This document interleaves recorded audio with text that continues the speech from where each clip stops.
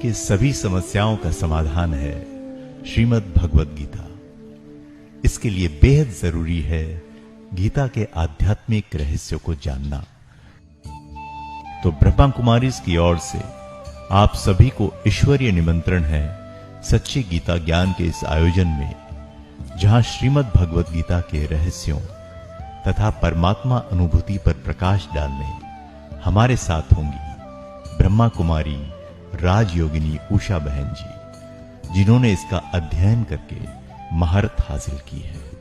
लेकिन 10वें अध्याय के बाद जब विराट रूप दिखाया और उसके बाद का जो ज्ञान है वो प्रैक्टिकल जीवन की धारणाओं के बारे में, या जिसको कहे गुह्य से गुह्य ज्ञान को स्पष्ट करना आरंभ किया, कि जिसके अंदर खास करके 16वां, 17, 18वां अध्याय जो है, हर बात की 3 अवस्था गीता ज्ञान के अंदर स्पष्ट की, सात्विक, राजसिक और तामसिक। इस कार्यक्रम का आयोजन ऑनलाइन होगा।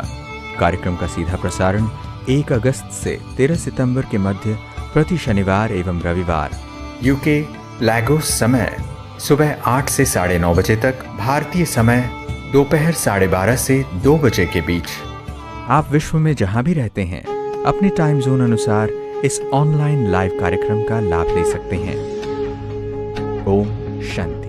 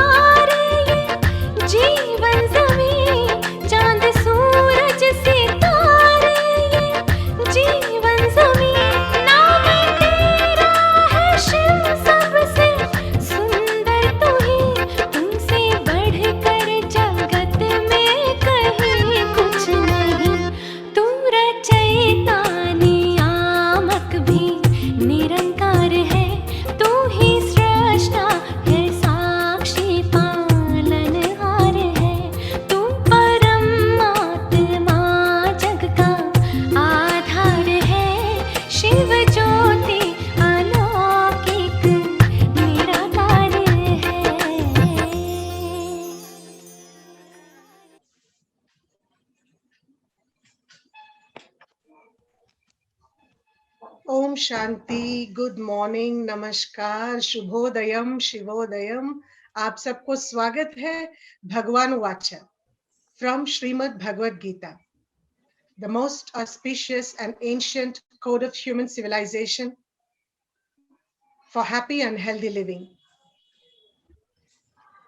ए खुदा, हम सब की दिलों की पुकार, हम सब की मन की आवाज सुनकर भगवान ने उषा दीदी को हमारे लिए सबके बीच में खास भेजा है।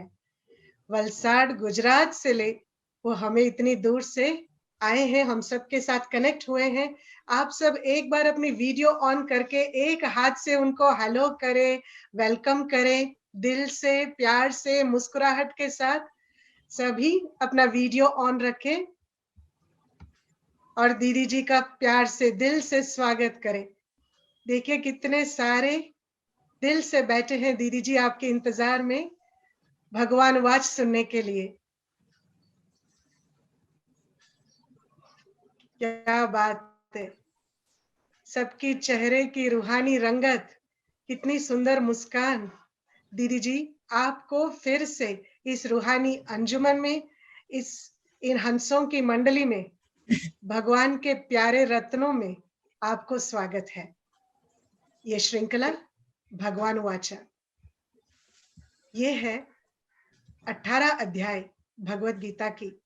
सब कुछ आपके सामने विधिवत हर वीकेंड, सैटरडे, संडे सुबह आपका अपना बहुत ही कन्वीनियंट टाइम पे 8 बजे से 9:30 बजे लेगोस लगा और बने रहे। आज का श्रृंखला बड़ा रोमांच और आज की यात्रा बड़ी इंटरेस्टिंग रहेगी। ओम शांति और गुड मॉर्निंग। मेजॉरिटी के स्थान पर तो मॉर्निंग है। Good morning. इंडिया में जो है गुड आफ्टरनून। ओम शांति। आज हम चौथे अध्याय में आगे बढ़ते हैं। कल हम सभी ने परमात्मा की वास्तविकता के विषय में कैसे भगवान वाच खुद अपना परिचय देते हैं कि मैं अजन्मा हूं, अव्यक्त हूं, शाश्वत हूं, पुनर्जन्म रहित हूं, विनाश रहित हूं। मैं किसी मां के गर्भ से इस संसार में नहीं आता हूं, परंतु अपनी योग माया से प्रकृति को भी अधीन करके प्रकट होता हूं। और उद्देश्य अपना बताया कि जब जब धर्म की अति ग्लानि होती है तब तब अधर्म का नाश और सत धर्म की पुनः स्थापना करने के लिए इस संसार के अंदर वैराग्य और जो है विवेक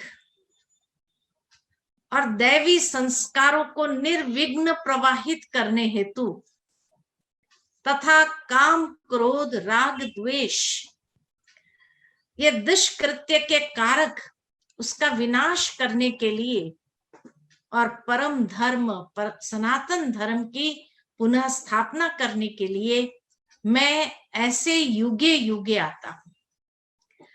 तो यहाँ हर युग की तो वास्तव में बात ही नहीं है, लेकिन एक चतुर्युग, सतयुग, त्रेतायुग, द्वापर युग और कलयुग, ये चतुर्युग जब होता है उस चतुर्युग के अंत में अर्थात कलयुग के अंत में जब धर्म अधर्म चरम सीमा पर है, अति धर्म भ्रष्ट, अति कर्म भ्रष्ट मनुष्य बन जाता है, तो नेचुरल है कि ऐसे समय पर ही परमात्मा इस संसार के अंदर अवतरित होते हैं। और जब मनुष्य धर्म क्या है उसको जानता है, अधर्म क्या है उसको भी जानता है, लेकिन उसके बावजूद भी धर्म के मार्ग पर चल नहीं सकते हैं, अधर्म को छोड़ नहीं सकते हैं। ऐसे जब युग धर्म का उतार चढ़ाव आता है तब परमात्मा इस संसार में अवतरित होते हैं। अब जैसे कि आगे हम देखेंगे कि जहां भगवान अर्जुन से कहते हैं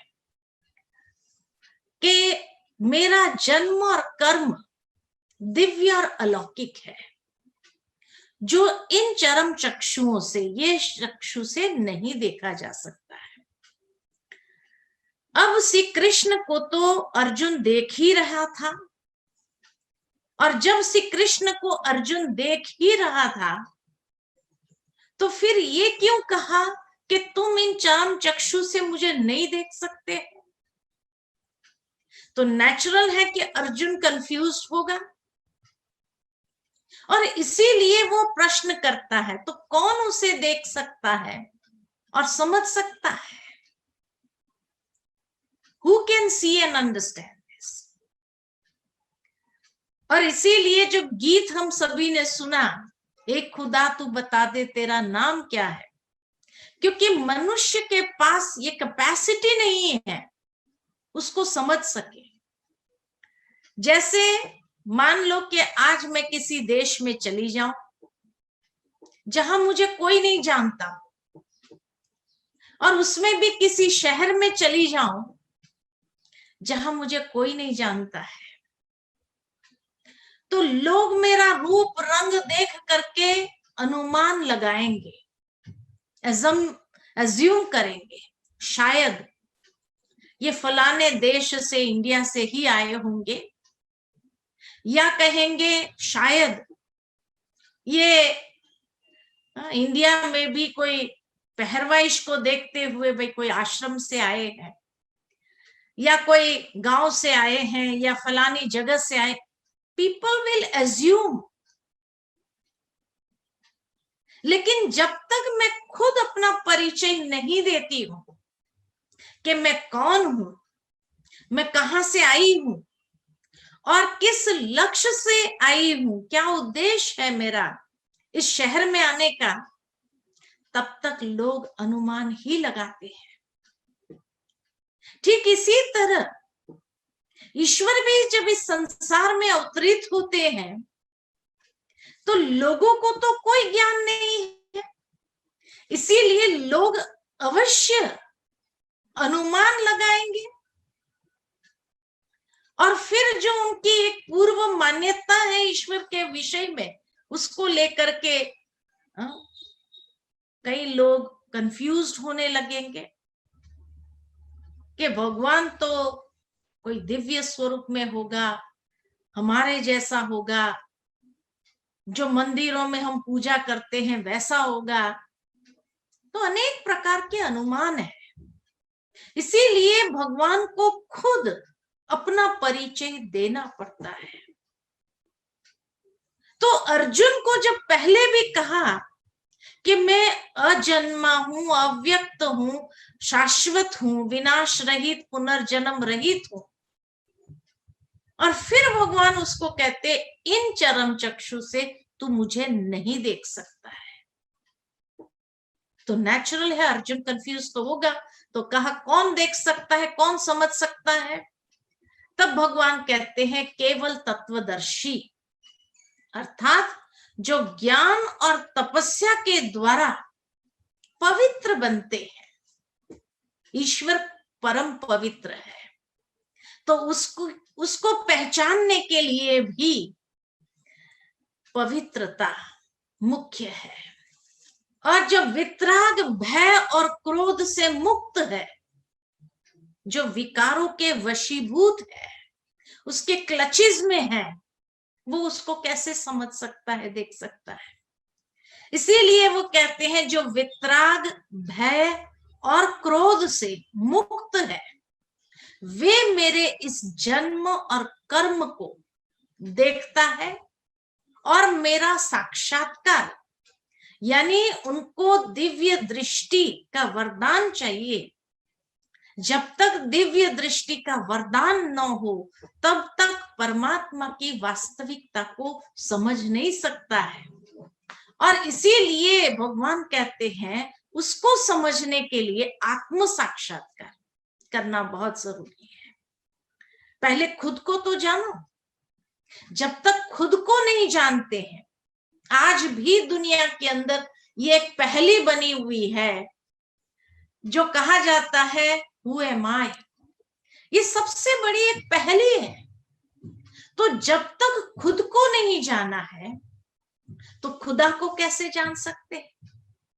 तो इसीलिए भगवान कहते आत्म साक्षात्कार करने वाला ही इस अवीर्य भाव को समझ सकता है कि परमात्मा किस वितरागी में अवतरित होते हैं, किसके अंदर अवतरण करते हैं। यानी ये स्पष्ट है कि श्री कृष्ण के रूप में अगर आया हो तो भगवान को ये कहने की आवश्यकता नहीं है।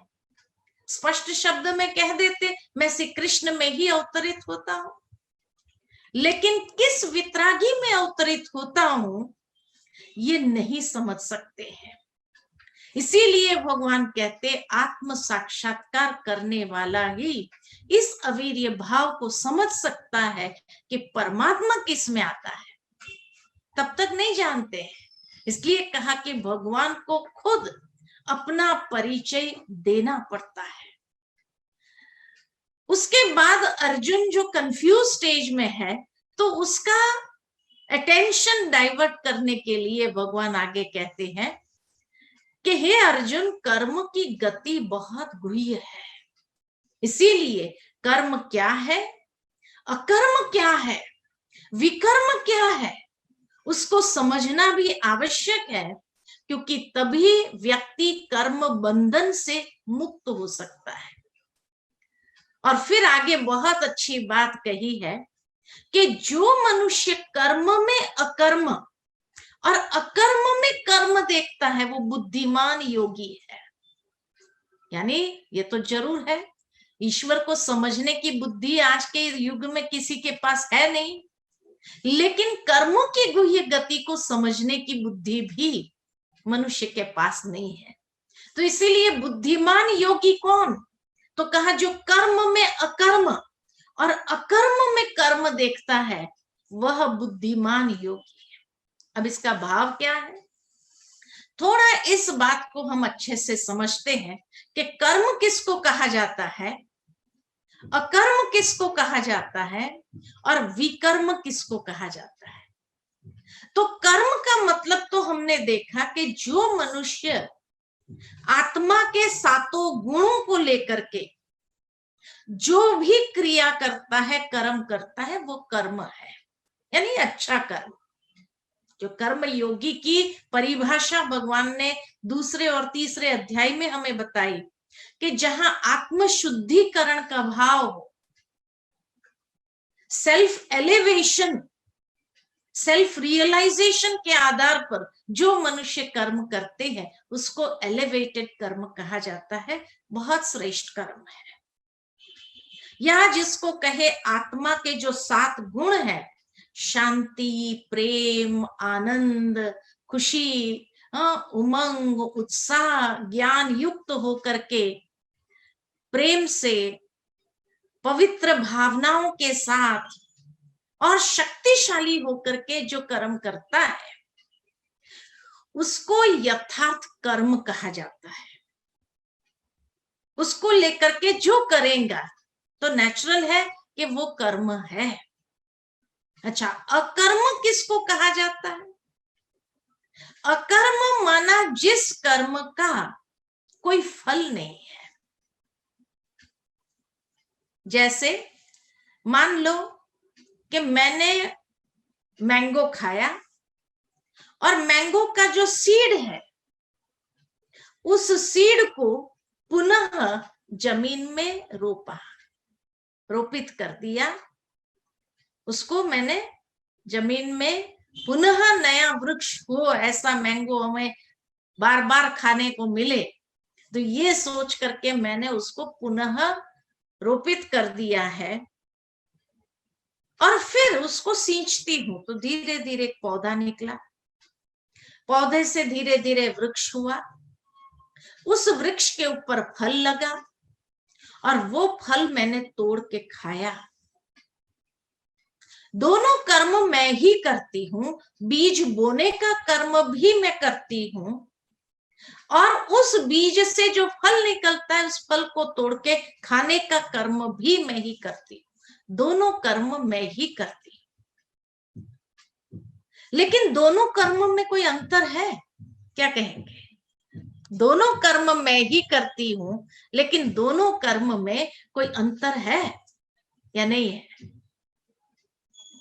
जो बीज बोने का कर्म है वो श्रेष्ठ कर्म है। क्यों? क्योंकि एक बीज से 100 फल मिलेंगे, और वो भी हर सीजन में। इतना पावरफुल पोटेंशियल वाला कर्म है। लेकिन फल तोड़ के खाया, उसका क्या फल मिलेगा? नहीं मिलेगा। वो कर्म की समाप्ति है। तो वो फल खाने का जो कर्म है, जिसका और फल नहीं मिलता है, उसको कहेंगे अकर्म। जो फल को भोगने वाला कर्म है। आज जैसे मनुष्य के पास इतने सुख सुविधा के साधन है, सुख भोग रहे हैं, तो ये सुख भोगने का जो कर्म है उसको कहेंगे अकर्म। उससे दूसरा सुख नहीं मिलता है। भोग लिया, माना कोई अच्छा कर्म किया था पास्ट में, उसके फल स्वरूप हमें ये सुख सुविधा, बहुत धन माल मिला, सब कुछ मिला और हम भोग रहे हैं, ये अकर्म हो जाता है। और विकर्म माना जो विकारों के वशीभूत किया गया कर्म। किसी पर गुस्सा कर दिया, कोई लोभ लालच में आकर कर्म कर लिया, अहंकार के वश कर्म कर लिया, उसको कहेंगे विकर्म। तो एक है श्रेष्ठ कर्म, एक है अकर्म, और एक है विकर्म। तो कर्म, अकर्म, विकर्म की गति अति गुह्य है। कैसे गुह्य है? तो बुद्धिमान योगी किसको कहा? जो कर्म में अकर्म और अकर्म में कर्म देखता है। भावार्थ क्या है कि मान लो कि मैंने बीज बोया, उससे फल निकला, वृक्ष हुआ, वृक्ष के ऊपर फल निकला, वो फल मैंने तोड़ के खाया, यहां तक तो ठीक है। लेकिन उस खाने के बाद वो बीज जो है, फेंक देने के बजाय जब मैं पुनः रोपित करूं उसको, पुनः उसको मैं जमीन में डाल करके दूसरा एक वृक्ष पैदा करूं, तो उसको कहेंगे अकर्म में कर्म है। अकर्म का अकर्म था, भोगने वाला, लेकिन भोगने के बाद मैं पुनः उसको रोपित करती हूं, इस स्वार्थ से नहीं कि मुझे ही उसका फल मिले, परंतु एक विशाल भावना के साथ कि आने वाली जनरेशंस या कोई भी इसका फल खाए। तो बहुत विशाल दिल के साथ मैंने वो अकर्म में कर्म किया, उसको कहा जाता है कि बुद्धिमान योगी। वो बुद्धिमान है। एक बहुत सुंदर कहानी मुझे याद आती है यहाँ पर कि एक बार एक सेठ था और उस सेठ के 3 बेटे थे। 2 बेटों की तो पहले ही शादी हो गई थी, तीसरे बेटे की शादी करनी थी। एक बहुत सुशील कन्या को देख करके उसके साथ शादी उसकी किया। जैसे ही घर में बहू आई, छोटी बहू आई, तो पहली 2 बहू ने उसको ससुर जी का प्रिंसिपल्स बताए और कहा कि हमारे ससुर जी का प्रिंसिपल्स समझ लेना जरूरी है, नहीं तो बाद में तकलीफ होगी। तो छोटी बहू ने कहा क्या प्रिंसिपल्स है?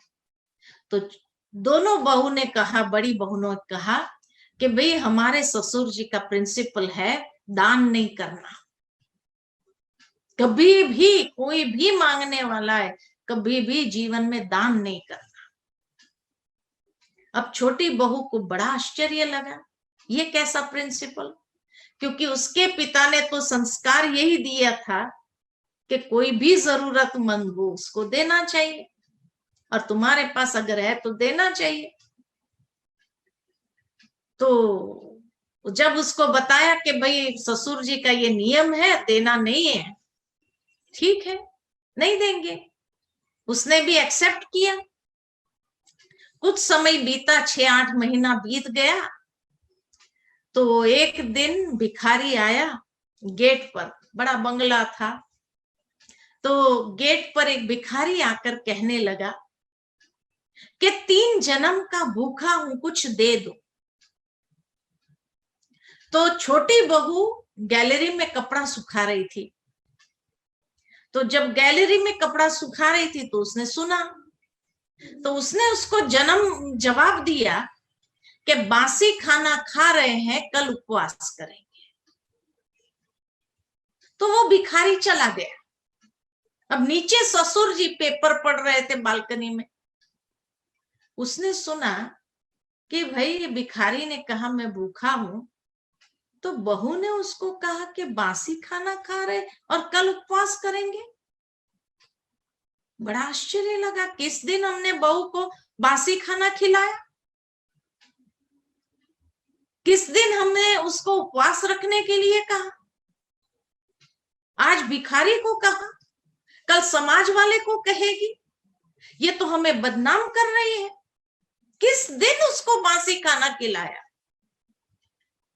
बड़ा गुस्सा अंदर में आया, उसने तुरंत फोन उठा करके उसके पिता को फोन लगाया और कहा भाई आप अपनी लड़की ले जाओ, हमको ऐसी लड़की नहीं चाहिए। अब आज का युग हो तो माँ बाप लड़की को ले भी आए, लेकिन वो जमाना था जब लड़की जाती थी तो उसको यही कहा जाता था कि आज से गई डोली गई और अर्थी वहां से ही निकलेगी तेरे। ऐसे समय में अगर कोई कहे, और वो भी ससुर का फोन आकर कहे कि भाई ऐसी लड़की हमको नहीं चाहिए, ले जाओ, तो पिता को तो बड़ी चिंता हो गई कि मेरी लड़की इतनी समझदार, इतनी होशियार, ऐसा क्या हो गया जो ससुर जी ने कहा कि भाई आप अपनी लड़की ले जाओ। बड़ा परेशान हो गया। अब उस जमाने में मोबाइल तो था नहीं कि फोन करके पूछ ले। बड़ा सोचता रहा, फिर उसने सोचा अभी किसकी मदद लूं। तो गांव में पंचे होते हैं, पंच होते हैं, तो पंचों के पास गया कि पता नहीं ऐसा क्या हो गया, आप तो मेरी लड़की को जानते हो, वो इतनी समझदार है, वो कभी ऐसा वैसा बोलेगी तो नहीं, जरूर कोई मिसअंडरस्टैंडिंग हुई है उसके ससुर को। ये मिसअंडरस्टैंडिंग क्लियर कैसे हो, उसकी कोई विधि बताओ या आप कोई उपाय बताओ। तो गांव के पंचों ने कहा बात तो सही, लड़की इतनी समझदार, सुशील, हर रीति से होशियार, तो ऐसा क्या हो गया जो ससुर ने ऐसा फोन कर दिया। तो पंचों ने कहा कोई बड़ी बात नहीं, हम ससुर को ही बुला लेते हैं, वो सेठ जी को ही बुला लेते हैं, उनको पूछ लेते हैं कि ऐसा क्या हो गया।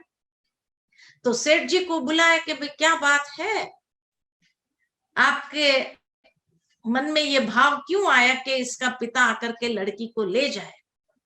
तो कहा अरे एक भिखारी आया भीख मांगने के लिए, और उसको उसने जवाब दिया बासी खाना खा रहे, कल उपवास करेंगे, और वो भिखारी भी चला गया। अब किस दिन हमने बासी खाना खिलाया, कभी हमारे घर में बासी खाना नहीं खिलाया जाता। किस दिन हमने उसको उपवास करने के लिए कहा। हमें बदनाम करने वाली लड़की हमें नहीं चाहिए। तो पंच भी बड़े हैरान हो गए। तो जब सेठ जी की बहू को बुलाया गया और उसको पूछा कि भाई आपने ऐसा क्यों कहा कि बासी खाना खा रहे हैं, कल उपवास करेंगे। तो वो लड़की ने कहा कि ऐसा है, वो भिखारी एक आया था, उसने कहा 3 जन्म का भूखा।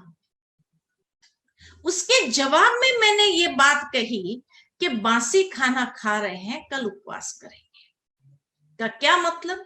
तो कहा जब ये भिखारी ने कहा कि 3 जन्म का भूखा हूं, उसका मतलब है कि पहले जन्म में उसके पास होगा, लेकिन उसने कभी दान किया ही नहीं, तो फल मिलता ही कैसे उसको? तो फल मिला ही नहीं तो भिखारी बनना पड़ा। जब जमा था ही नहीं तो भिखारी बनना पड़ा, और भिखारी बनना पड़ा तो फिर नेचुरल है क्या दान करेगा? जब भिखारी है, कुछ है ही नहीं, तो क्या दान करेगा? तो इस जन्म में भी भिखारी है। तो इसीलिए उसने कहा 3 जन्म से ये चल रहा है, अगर इस जन्म में भी मैंने कुछ नहीं किया तो आगे का जन्म भी मेरा भिखारी का होगा। इसीलिए वो कहना चाह रहा है था कि ऐसा कुछ दे दो मुझे जो मैं भी दान करके कम से कम अपना जमा तो कर लूं, और जमा कर लूं तो आगे के जन्म में कुछ तो मुझे अच्छा जन्म मिले। परंतु माफ करना अगर मेरे से कोई गलती हुई हो तो, लेकिन जो मुझे बताया गया कि भाई हमारे ससुर जी का नियम है कि दान नहीं करना, तो इसीलिए मैंने उसको कहा ये बंगला, गाड़ी, मोटर जो तुम देख रहा है, ये पिछले जन्म का अच्छा कर्म था जिसका फल इस जन्म में हम भोग रहे हैं। तो बासी खाना खा रहे हैं, लेकिन इस जन्म में हम भी कुछ नहीं कर रहे तेरी जैसे, इसीलिए कल यानी आने वाला जन्म उपवास ही करना पड़ेगा। तब कहा कि बासी खाना खा रहे हैं, कल उपवास करेंगे। भावार्थ यहां भगवान ने बहुत अच्छी बात यहां समझाई कि बुद्धिमान योगी कौन? जो कर्म में अकर्म और अकर्म में कर्म को देखता है। अर्थात जो अच्छा कर्म है उसके फलस्वरूप हमें जो प्रारब्ध प्राप्त होती है, तो उस प्रारब्ध में जो भोगते हैं, वहां जो कर्म करते वो अकर्म न्यूट्रलाइज हो जाता है सारा। लेकिन अगर उस भोगन जो मिला है उसमें से हम पुनः शेयर करते हैं, जरूरतमंद को देते हैं, उसमें से फिर बीज बोते हैं, तो वो बीज बोया हुआ दोबारा श्रेष्ठ कर्म की प्रारब्ध हमें प्रदान करता है। इसलिए उसको बुद्धिमान योगी कहा गया। एक बार एक व्यक्ति बहुत मना, उसके पास धन दौलत सब कुछ था, लेकिन वो अपने आप से ही उसको यूज करता था, भोगता था।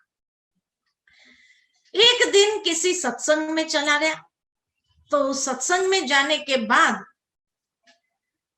महात्मा जी ने कहा कि भाई ये जन्म में जो कुछ भी है हमारे पास वो सब यहाँ का यहाँ ही रह जाने वाला, कुछ भी साथ चलने वाला नहीं है। तो वो व्यक्ति बड़ा परेशान हो गया, मना इतना मेरे पास धन दौलत सब कुछ है, कुछ भी मेरे साथ चलेगा नहीं। तो महात्मा जी ने कहा नहीं चलेगा, ये तो सब यहाँ का यहाँ ही रह जाएगा। तो बड़ा चिंता में टेंशन हो गया उसको कि नहीं नहीं, मुझे तो आगे के जन्म में भी इसको चाहिए। जिसको भी पूछे कि भाई ये जो चीज मेरे पास है, यहाँ धन दौलत मकान सब कुछ है, मेरे साथ कुछ नहीं चलेगा। हर कोई कहे भाई कैसे चलेगा, ये तो यहाँ की चीज, तुम खाली हाथ आए थे, खाली हाथ जाना है। कहे नहीं, अगर मुझे ले जाना हो तो, ये तो नहीं ले जा सकते हैं, सबने उसको मना किया। इतना स्ट्रेस में आ गया। तो उसका एक दोस्त आया कहीं से, और जब दोस्त ने उसका चेहरा देखा कि भाई इतना स्ट्रेस में है, तो उसको पूछा भाई क्या बात है। कहा रे वो महात्मा जी ने लेक्चर दिया कि यहाँ की कोई भी चीज हम साथ में नहीं ले जा सकते, तो माना ये मेरे साथ कुछ भी नहीं आएगा। तो दोस्त ने कहा क्यों नहीं आएगा, जरूर आएगा। कहा कैसे आएगा, यही तो मैं विधि ढूंढ रहा हूं कि ये सब चीजें मैं कैसे ले जाऊं अपने साथ, ये मेरे को तुम विधि बता दो, ताकि मैं इन सब चीज को यहाँ छोड़ के नहीं जाना चाहता हूं, मैं अपने साथ कुछ तो ले जाऊं। तो कहा अच्छा तेरे को मैं विधि बताता हूं। देखो आज इंश्योरेंस करता है, तुम एक लाइफ इंश्योरेंस अपनी उतारता है, और वो पैसा तुझे जब भाई कोई बीमारी आई, मेडिकल इंश्योरेंस उतारा तो बीमारी आई तो तेरे को मिलेगा। बोले हाँ मिलेगा, लेकिन वो कब मिलेगा, क्या करना पड़ता है? बोला प्रीमियम भरना पड़ता है। बोले प्रीमियम भरता हूं तब मेरे को मिलेगा। बस बोले यही विधि है। अगर ये चीजें साथ ले जाना चाहते हैं तो जो चीज ले जाना चाहते हो उसका दान करो, प्रीमियम भरो। प्रीमियम भरेंगे तो साथ चलेगा। और उसी चीज को भगवान ने कहा अकर्म में कर्म, कर्म में अकर्म, अकर्म में कर्म जो करता है वो बुद्धिमान व्यक्ति है, जो आगे की लाइफ्स को भी सिक्योर कर देता है। लेकिन आगे के अध्याय में यह भी बताया है कि दान करो तो किसको करो। सुपात्र को ही दान करना जरूरी है, कुपात्र को दान नहीं करना है। नहीं तो वो गलत रास्ते पर अगर यूज करेगा, उसका पार्टनरशिप हमें भी भोगनी पड़ेगी। मान लो कि आपने शॉर्टकट में सोचा कि चलो मंदिर के बाहर एक भिखारी बैठा है, उसको मैं 100 रुपया दे देता हूं या 1000 रुपया दे देता हूं, और आपने दे दिया। आपने सोचा मेरा तो अच्छा हो गया, मुझे तो मिलेगा, मैंने जो दान किया वो पैसा ले जाऊंगा, उतना तो मुझे वहां मिलेगा। लेकिन डिपेंड्स के कैसे मिलता है। भावार्थ, मान लो उस भिखारी ने उसी 1000 रुपया से कुछ बंदूक खरीदी, चाकू खरीदा और उससे किसी का खून किया, तो उसने जो पाप कर्म किया उस पार्टनरशिप हिस्सा वो भी मिलेगा, वो पाप कर्म का भी आधा मिलेगा आपको। इसलिए भगवान कहते हैं सुपात्र को दान करो, कुपात्र को दान नहीं करो। तो इसीलिए सुपात्र को दान करना बहुत जरूरी है। अगर कुपात्र को दान करते हैं तो उसका पाप का भागी भी हम बन जाते हैं। सुपात्र को दान करते हैं तो उसने जो पुण्य किया उसका भी हमें शेयर प्राप्त होता ही है। इसीलिए अगर साथ में ले जाना चाहते हैं यहां से अगली लाइफ में भी, तो प्रीमियम भरना पड़ेगा। जो ले जाना चाहते हैं वो दान करो, प्रीमियम भर दिया तो वहां पर मिलेगा, लेकिन सुपात्र को प्रीमियम देना है, कुपात्र को नहीं। तो इसीलिए भगवान कहते हैं कि वह बुद्धिमान योगी है जिसके कर्मों का आरंभ और फल की प्राप्ति, जब से वो श्रेष्ठ कर्म किया और फल की प्राप्ति में कामना का त्याग हो, डिजायर्स उसमें न हो कि ये करने से मुझे ये मिलेगा, अभी मिले, ये भी नहीं। कामना का त्याग तथा सांसारिक आश्रयों से रहित हो गया है और परमात्मा की याद में नित्य तृप्त हो है, उसके कर्मों में कोई त्रुटि नहीं होती है। वह ज्ञान रूपी अग्नि से विकर्म को भी भस्म कर देता है। ज्ञान रूपी अग्नि से, ज्ञानाग्नि। इसीलिए तीसरे अध्याय में भी हमने देखा कि यज्ञ के अंदर अग्नि कौन सी है? ज्ञानाग्नि है। जिस ज्ञान रूपी अग्नि से, जैसे कोई बच्चा बचपन में बहुत तूफान मस्ती ये वो कर रहा हो, बहुत तोड़ फोड़ कर देता हो, नुकसान कर रहा हो, तो कई बड़े लोग देख करके क्या कहते हैं? अगर कोई डांटता है, घर में परिवार में ही कोई डांटता है तो क्या कहते हैं? अरे अभी बच्चा है, तोड़ फोड़ करेगा, जैसे ही बड़ा होगा समझदार बनेगा, एजुकेशन मिलेगा, समझदार बनेगा तो अपने आप ठीक हो जाएगा। कहते हैं ना, तो समझदार होने से व्यक्ति ठीक हो जाता है। ठीक इसी तरह ज्ञान वो अग्नि है जो हमारी अज्ञानता को नष्ट करती है, जला देती है और हमें समझदार बनाती है। इसीलिए भगवान भी अर्जुन को ये गीता का ज्ञान क्यों दे रहा है? गीता का ज्ञान इसीलिए दे रहा है ताकि उसके अंदर भी जो अज्ञानता क्रिएट हुई है, उस अज्ञानता से वो स्वयं को सहजता से मुक्त कर सके और उससे जो पाप कर्म हुए हैं उन पाप कर्मों को भी, विकर्मों को भी दग्ध कर सकता है। जैसे कहा, विकर्म होते ही है कोई ना कोई कमजोरी के वश, काम, क्रोध, लोभ, मोह, अहंकार, ईर्ष्या, द्वेष, छल, कोई प्रकार की कमजोरी व्यक्ति के अंदर है, उस कमजोरी को समाप्त करता है। जैसे ज्ञान आया तो कमजोरी को दूर करता है। समझ आई कि भाई आलस के वश क्यों हम अपना टाइम वेस्ट कर रहे हैं, तो धीरे धीरे टाइम को सफल करने लगते हैं। जैसे ही महसूस हुआ कि क्रोध करके हम अपनी एनर्जी को क्यों नष्ट कर रहे हैं, तो क्रोध करना अपने आप छूटने लगता है। ज्ञान वो चीज है जो हमें ऐसी समझ देती है, जो हमारी वो कमजोरी, जो वीकनेस है अज्ञानता के कारण, उस वीकनेस को हम समाप्त कर देते हैं, तो वो विकर्म भी भस्म हो जाते हैं। उसके बाद भगवान बहुत अच्छी बात अर्जुन को कहते हैं कि जिसने शरीर की इंद्रियां, इसीलिए कहा कि हर धर्म ने गीता से ही वो ज्ञान लिया है। तो यहां जो आचरण की बात बताई है, उस आचरण की बात को भी, जैसे जैन धर्म में, बौद्ध धर्म में ये बातें यहां से उठाई है कि जिसने शरीर की इंद्रियों और अंतकरण को वश किया हुआ है, वह अपरिग्राही है। वह शरीर संबंधी कर्म करते हुए भी कर्म के बंधन में नहीं फंसता है। अपरिग्राही है ना, परिग्रह करना, इकट्ठा करना, ग्रीड। तो इसीलिए जैनिज्म में ये आता है कि भाई इंद्रियों को जीतने वाले, इसीलिए जैन लोग जब मिलते हैं एक दूसरे को तो क्या कहते हैं? जय जिनेंद्रिय। जय जिनेंद्रिय महावीर स्वामी के लिए कहा जाता है कि महावीर स्वामी जिनेंद्रिय थे, मैंने जिन्होंने अपनी इंद्रियों के ऊपर जीत प्राप्त किया था, जिन्होंने इंद्रियों के ऊपर जीत प्राप्त किया।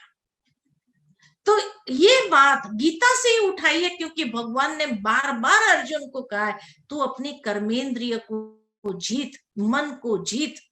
तीसरे अध्याय में भी हमने देखा, चौथे अध्याय में भी ये बात कही गई है। और महात्मा बुद्ध ने कर्म योग को उठाया और अपने धर्म पद में, इसीलिए उसने किसी मूर्ति पूजा में किसी को नहीं प्रेरित किया, लेकिन हमेशा यही कहा कर्म अच्छा करो। तो कर्म योग को उठाया उसने। तो जैन धर्म में जो कहा गया है कि जिसने शरीर की इंद्रियों और अंतकरण को वश किया हुआ है, वह अपरिग्राही है, वह शरीर संबंधी कर्म करते हुए भी कर्म के बंधन में नहीं बंधता है।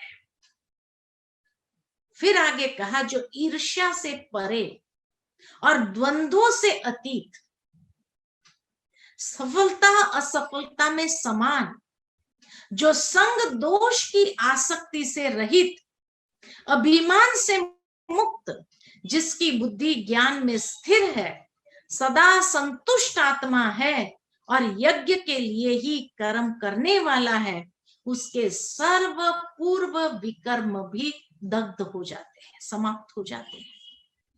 बहुत सुंदर बात कही। लेकिन जब ये बात हम कहते हैं तो कई लोग क्या कहते हैं, बहन जी हमें किसी के लिए ईर्ष्या नहीं है, लेकिन लोग हमसे ईर्ष्या करते उसका क्या करें, है ना। आपको ईर्ष्या नहीं है, बहुत अच्छी बात है, लेकिन लोग अगर आपसे ईर्ष्या करते हैं तो भी डोंट वरी, टेंशन में आने की जरूरत नहीं है। तो क्या कहते हैं, नहीं नहीं बहन जी, कई लोग ईर्ष्या करते हैं, बहुत उल्टा सीधा बोलते हैं, और उल्टा सीधा बोलने के कारण हमारी इमेज कितनी डाउन होती है। ईर्ष्या करने वाला क्या करेगा?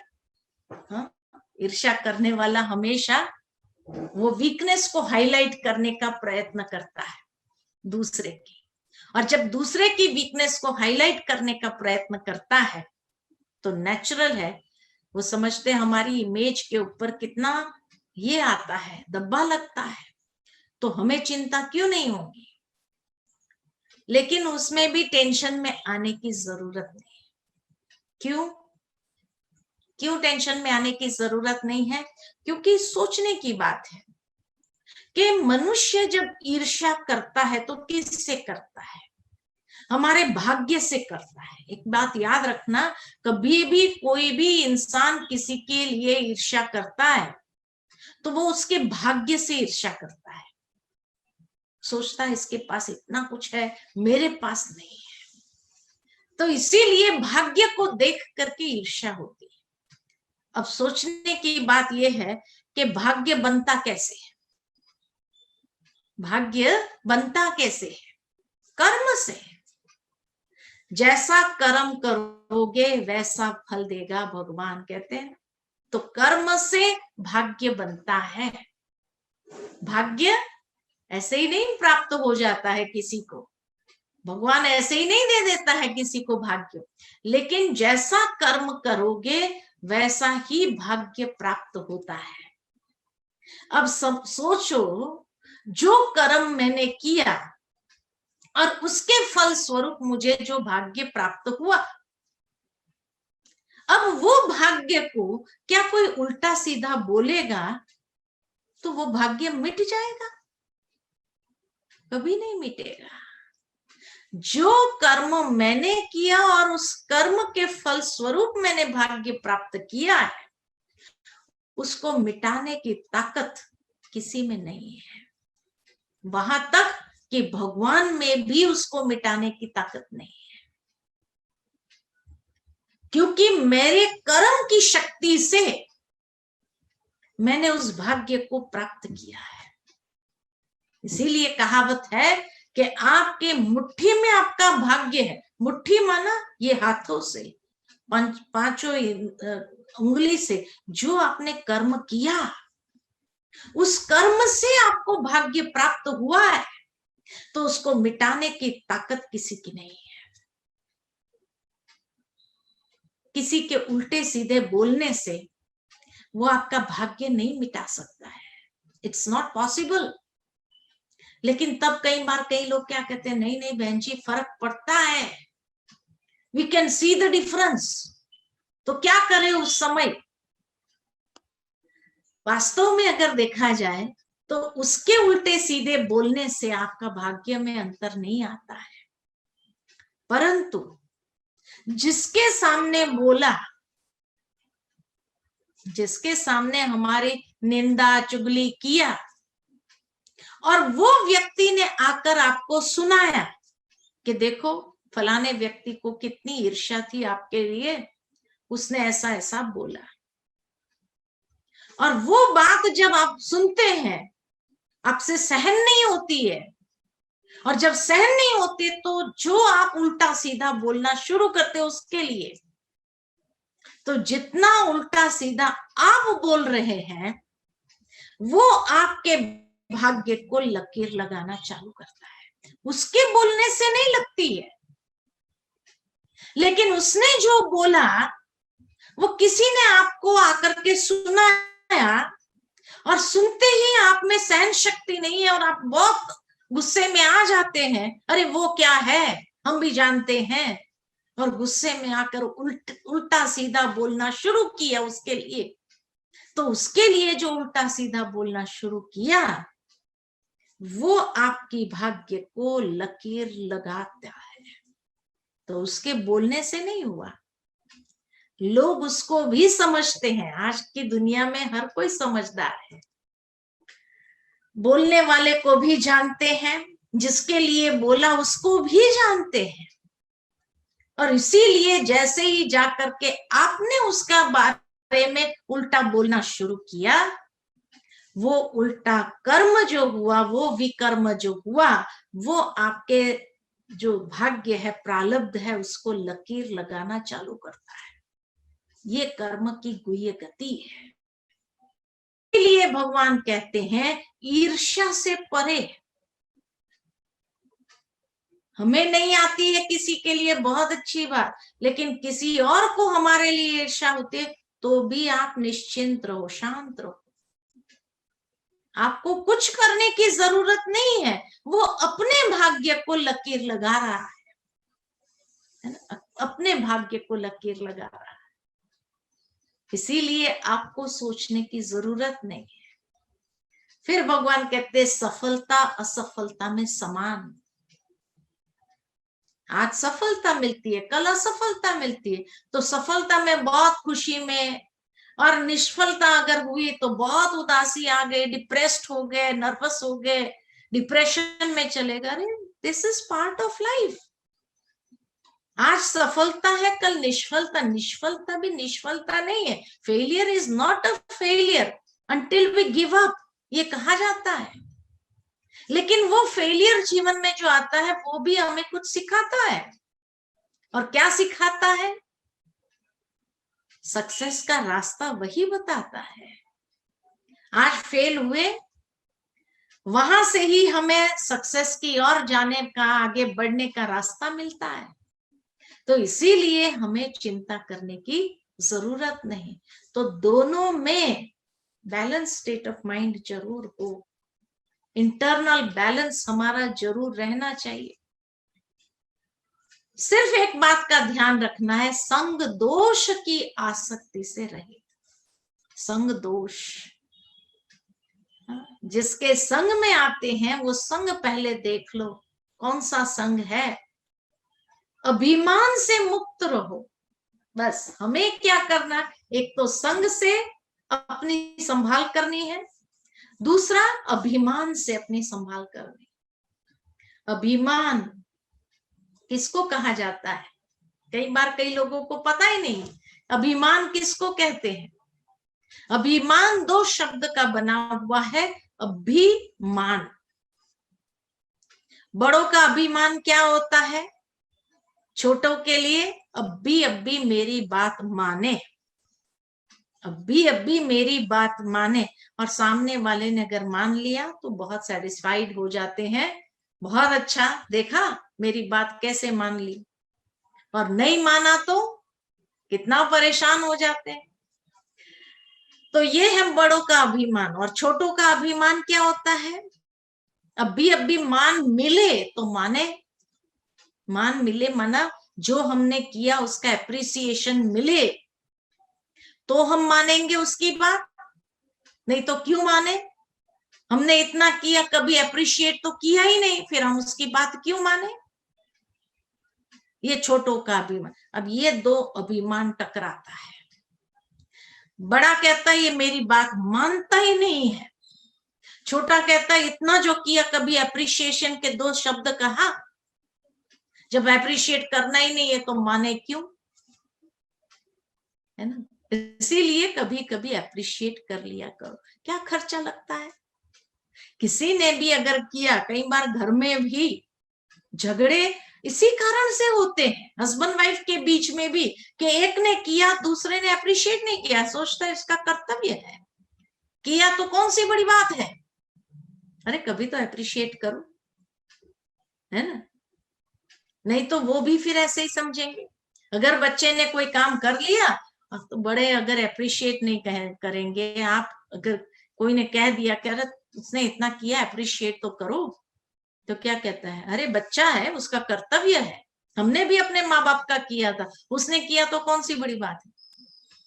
तो आगे चल करके वो बच्चा भी क्या कहेगा कि भाई अगर आपने हमें कमा करके दिया, ये आपका कर्तव्य था, हम भी क्यों एहसानमंद हो गए, हम क्यों अप्रिशिएट करें? That was your responsibility, you had to do it. तो इसीलिए जीवन के अंदर, संबंधों के अंदर झगड़े अगर न हो तो उसका मुख्य आधार अप्रिशिएट करो, है? छोटी बात के लिए भी किसी ने कुछ भी किया हो, अप्रिशिएट कर, देखो उसको कैसा अच्छा लगता है। एक बच्चा जो है अपना होमवर्क कर रहा है, स्टडी कर रहा है, और पिता अपने काम से आता है, बहुत थक करके आता है, और माँ ने बच्चे से कहा बेटा एक गिलास पानी लेकर के दे दो, मैं बिजी हूं। बच्चा अपना होमवर्क छोड़ करके, सब कुछ छोड़ करके दौड़ कर आता है पिता के लिए पानी लेने के लिए, पानी का ग्लास भर के पिता को लेकर के देता है, और फिर वो बच्चा खड़ा रहता है, देखता रहता है, क्योंकि उसको लगता है कि मैंने पानी का ग्लास दिया तो पिता कहेगा थैंक यू बेटा। क्योंकि हमको तो बचपन से पिता ने यही सिखाया कि कोई भी चीज देता है तो थैंक यू जरूर कहना चाहिए, ये मैनर्स है। अब बच्चे ने ग्लास दिया पानी का, खड़ा है, और पिता अपने स्ट्रेस में है, और उसने थैंक यू बेटा नहीं कहा। सिंपल सी बात है, थैंक यू बेटा नहीं कहा। दूसरे दिन जब उसका पिता काम से आता है घर, और माँ फिर बच्चे को कहती है बेटा एक गिलास पानी लेके जा, मैं थोड़ा बिजी हूं किचन में, तो बेटा क्या कहेगा, आप ही दे दो, मैं भी बिजी हूं, होमवर्क कर रहा, कहेगा कि नहीं कहेगा। लेकिन अगर पहले दिन पिता ने कुछ भी स्ट्रेसेस हो, कोई भी टेंशन हो, लेकिन फिर भी जब बच्चे ने पानी का ग्लास दिया और उस समय यही कहा थैंक यू बेटा, दूसरे दिन उसकी माँ को कहना नहीं पड़ता है कि बेटा पानी लेकर जा। जैसे ही पिता आता है वो दौड़ करके अपना होमवर्क आदि छोड़ करके सीधा किचन में आकर के पानी का ग्लास लेकर के जाता है। ये है एप्रिसिएशन का कमाल, का मैजिक। तो संबंधों में खाली एक एप्रिसिएशन, थैंक यू कहो, वाह शाबाश बेटा, ये कह दो, बस क्या खर्चा लगता है, लेकिन संबंध हमारे कितने सुमधुर हो जाते हैं। एप्रिसिएशन आज कौन नहीं चाहते हैं लाइफ में। आपके अगर वर्क प्लेस पर आपका सबॉर्डिनेट है, आपका जूनियर है, आपने थोड़ा सा उसको अप्रिशिएट कर लिया, उसने जो किया, उसको कितना अच्छा लगता है कि मैंने दूसरी बार वो उससे भी डबल मेहनत करके करेगा या नहीं करेगा, जरूर करेगा। तो इसीलिए भगवान कहते हैं ये अभिमान से मुक्त हो जाओ कि मैं क्यों अप्रिशिएट करूं, ये मेरा कर्तव्य थोड़ी है। जिसकी बुद्धि ज्ञान में स्थिर है और सदा संतुष्ट आत्मा है, एवर कंटेंटेड है, और यज्ञ के लिए ही कर्म करते हैं, अर्थात जीवन के शुद्धिकरण के लिए ही कर्म करने वाला है, उसके सर्व पूर्व विकर्म दग्ध हो जाते हैं। ज्ञान से उसके सारे विकर्म दग्ध हो जाते हैं, जो ज्ञान में अपनी बुद्धि को स्थिर रखते हैं। क्योंकि ज्ञान क्या चीज है, ये हमारे विवेक को शार्पन करती है। ज्ञान वो शक्ति है जो हमारे अंदर विजडम को एक्यूमुलेट करती है। और लाइफ में आज जितना एजुकेशन है दुनिया के अंदर लोगों के पास, लेकिन एजुकेशन एक इंफॉर्मेशन है। आज की एजुकेशन सिस्टम क्या है, इंफॉर्मेशन है, सूचनाएं हमें देती है। लेकिन रियल एजुकेशन उसको कहा जाता है जो हमारे अंदर विजडम की वृद्धि करे, हमारे विजडम को वृद्धि करते हुए हमारे कॉन्शियस को, हमारे विवेक को शार्पन करे, उसको कहते हैं ज्ञान। वो ज्ञान की बात भगवान अर्जुन को कहते हैं। इसीलिए 18 अध्याय का जो ज्ञान दिया उसको, ज्ञान देने का मतलब था कि उसका अज्ञान, और अज्ञान कैसे अंदर में बढ़ गया, अहंकार से, ईर्ष्या से, द्वेष से, बचपन से ही जिससे पांडव लोग भी गुजरे, तो नेचुरल है कि उसी से उनका अज्ञान बढ़ता गया। तो ज्ञान वो चीज है जो हमारे अज्ञान को हमारे अंदर से दूर करता है, और उसी के कारण समझदारी है जब इंसान के अंदर, तो समझदारी होने के आधार से वो कभी भी विकर्म नहीं करेंगे। फिर आगे ज्ञान की महिमा बताते हुए भगवान को अर्जुन पूछता है कि हे प्रभु, सभी यज्ञों में श्रेष्ठ यज्ञ कौन सा है? विच इज द हाईएस्ट यज्ञ? तो भगवान अर्जुन से कहते हैं, अर्जुन, सर्व यज्ञों में ज्ञान यज्ञ अति श्रेष्ठ है और परम कल्याणकारी है, क्योंकि महान पाप आत्माएं भी ज्ञान नैया के द्वारा संसार सागर को पार कर देती है। जिस प्रकार अग्नि ईंधन को भस्म कर देती है, वैसे ही ज्ञान भी विकर्मों को भस्म कर देते हैं। ज्ञान की महिमा बताते हैं, ज्ञान का महत्व बताते हैं। सर्व विकर्म एवं साधनों की आसक्ति और मोह को समाप्त कर ज्ञान और योग की परिपक्वता से, परिपक्व अवस्था से आत्मा शुद्ध और पवित्र बन जाती है, पवित्र बन जाए। कितनी अच्छी ज्ञान की महिमा बताई है कि सभी यज्ञों में श्रेष्ठ ज्ञान यज्ञ है। अभी चाहे जूम पर और यूट्यूब पर ही आज ये गीता ज्ञान हम सभी सुन रहे हैं, तो ये गीता ज्ञान यज्ञ है। गीता ज्ञान यज्ञ कहा जाता है, इसीलिए ये आत्म शुद्धिकरण करता है, तो सभी से श्रेष्ठ है। इसलिए जिन्होंने भी संकल्प करके ये ऑर्गेनाइज किया है, उसका कितना फल उसको प्राप्त होता है। हमको तो बोलने का फल अलग है, लेकिन हमारा जो हिस्सा है वो किसको मिलता है? जिन्होंने ऑर्गेनाइज किया। हमारी प्यारी गौतमी बहन और उसकी सारी टीम ने, जिन्होंने इतनी मेहनत करके सबको जोड़ा है इसमें, तो आज ऑनलाइन ये गीता ज्ञान यज्ञ हो गया ना। तो ये ऑनलाइन गीता ज्ञान यज्ञ जो है, यह भी बहुत पुण्य का कार्य कर रहा है। तो इसीलिए कहा कि जीवन के अंदर सभी यज्ञों में श्रेष्ठ यज्ञ जो है वो है ज्ञान यज्ञ। ज्ञान का महत्व क्यों ज्यादा है? वो कहा जाता है कि एक बार एक गांव में एक महात्मा जी आए। तो नेचुरल है कि जब महात्मा जी आए तो महात्मा जी सत्संग करने वाले थे और सारे लोग उसका सत्संग देखने के लिए जाने वाले थे।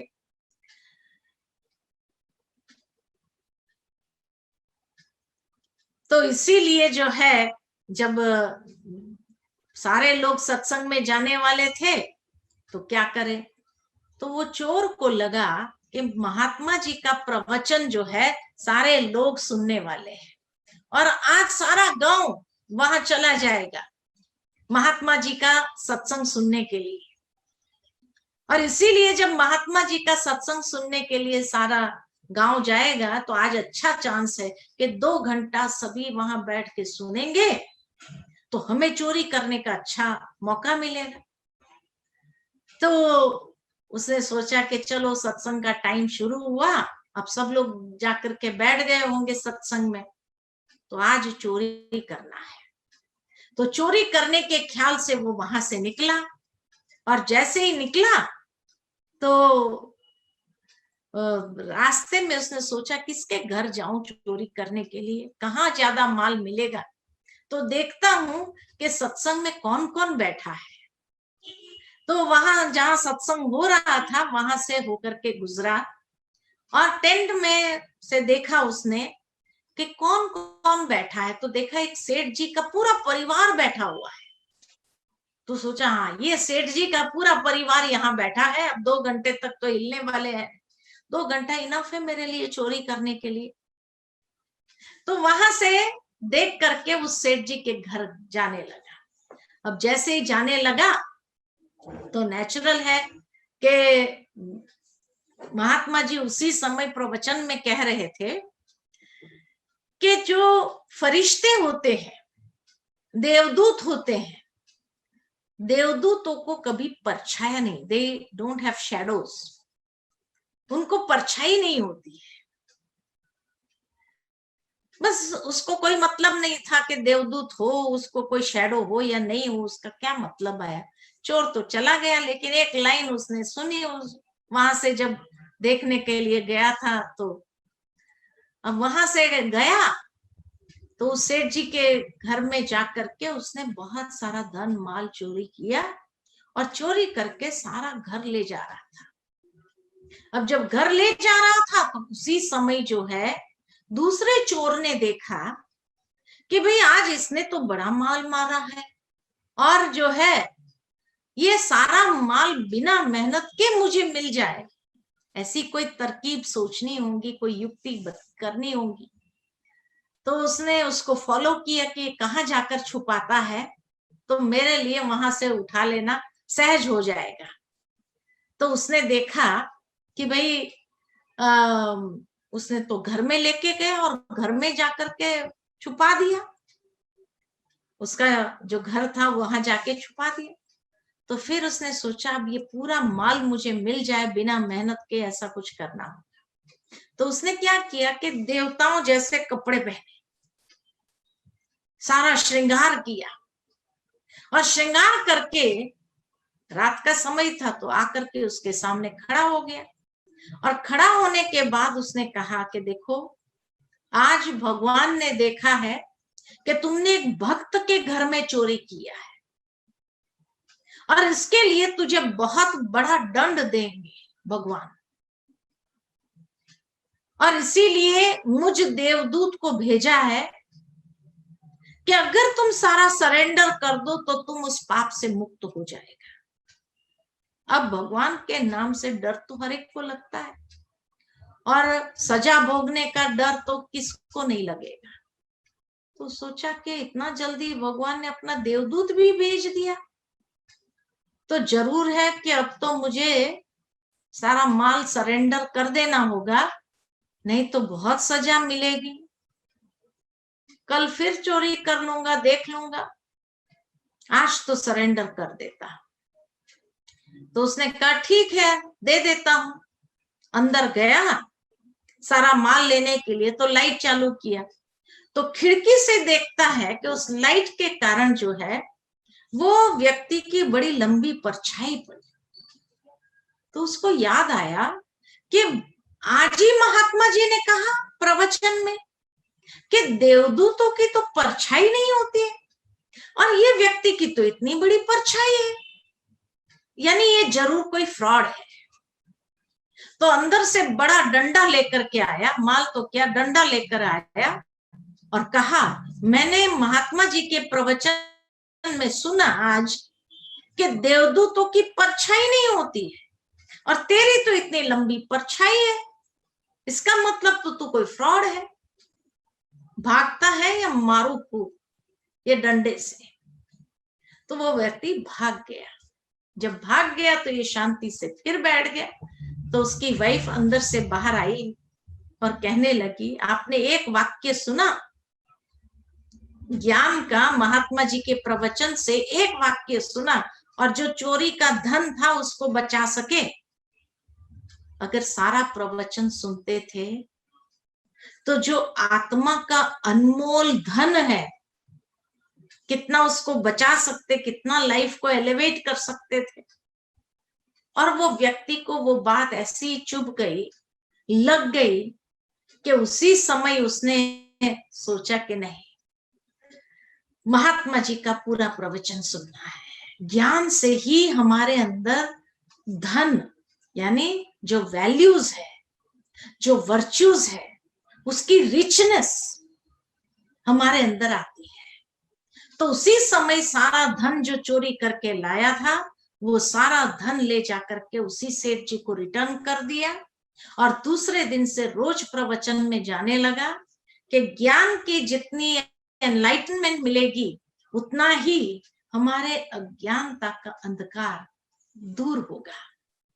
और इस अध्याय के अंत में फिर भगवान कहते हैं, जिसने इंद्रियों के संयम से वासनाओं को जीता है, साधनों में आसक्ति नहीं है, तथा परमात्मा में श्रद्धा विश्वास है, वही ज्ञान की पराकाष्ठा को प्राप्त कर सकता है तथा ज्ञान मार्ग के पुरुषार्थ में अग्रसर होकर परम शांति को प्राप्त कर लेता है। विवेकहीन, श्रद्धा रहित, संशय युक्त आत्मा पुरुषार्थ के मार्ग से भ्रष्ट हो जाती है और परम सुख की अनुभूति से वंचित हो जाती है। इसीलिए हे धनंजय, परमात्मा के प्रति समर्पण भाव से और कर्म योग की विधि से तथा ज्ञान युक्त विवेक की तलवार से अज्ञान से उत्पन्न संशय का नाश कर समत्व भाव से कर्म करो तो सर्व प्रकार के बंधनों से मुक्त हो जाओगे।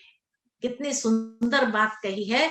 इंद्रियों का संयम, अगेन भगवान जैसे तीसरे अध्याय में कहा कि इंद्रियों के ऊपर सेल्फ डिसिप्लिन ले आना बहुत जरूरी है और जो वासनाएं हैं, जो लस्ट है, उसको जीतना है।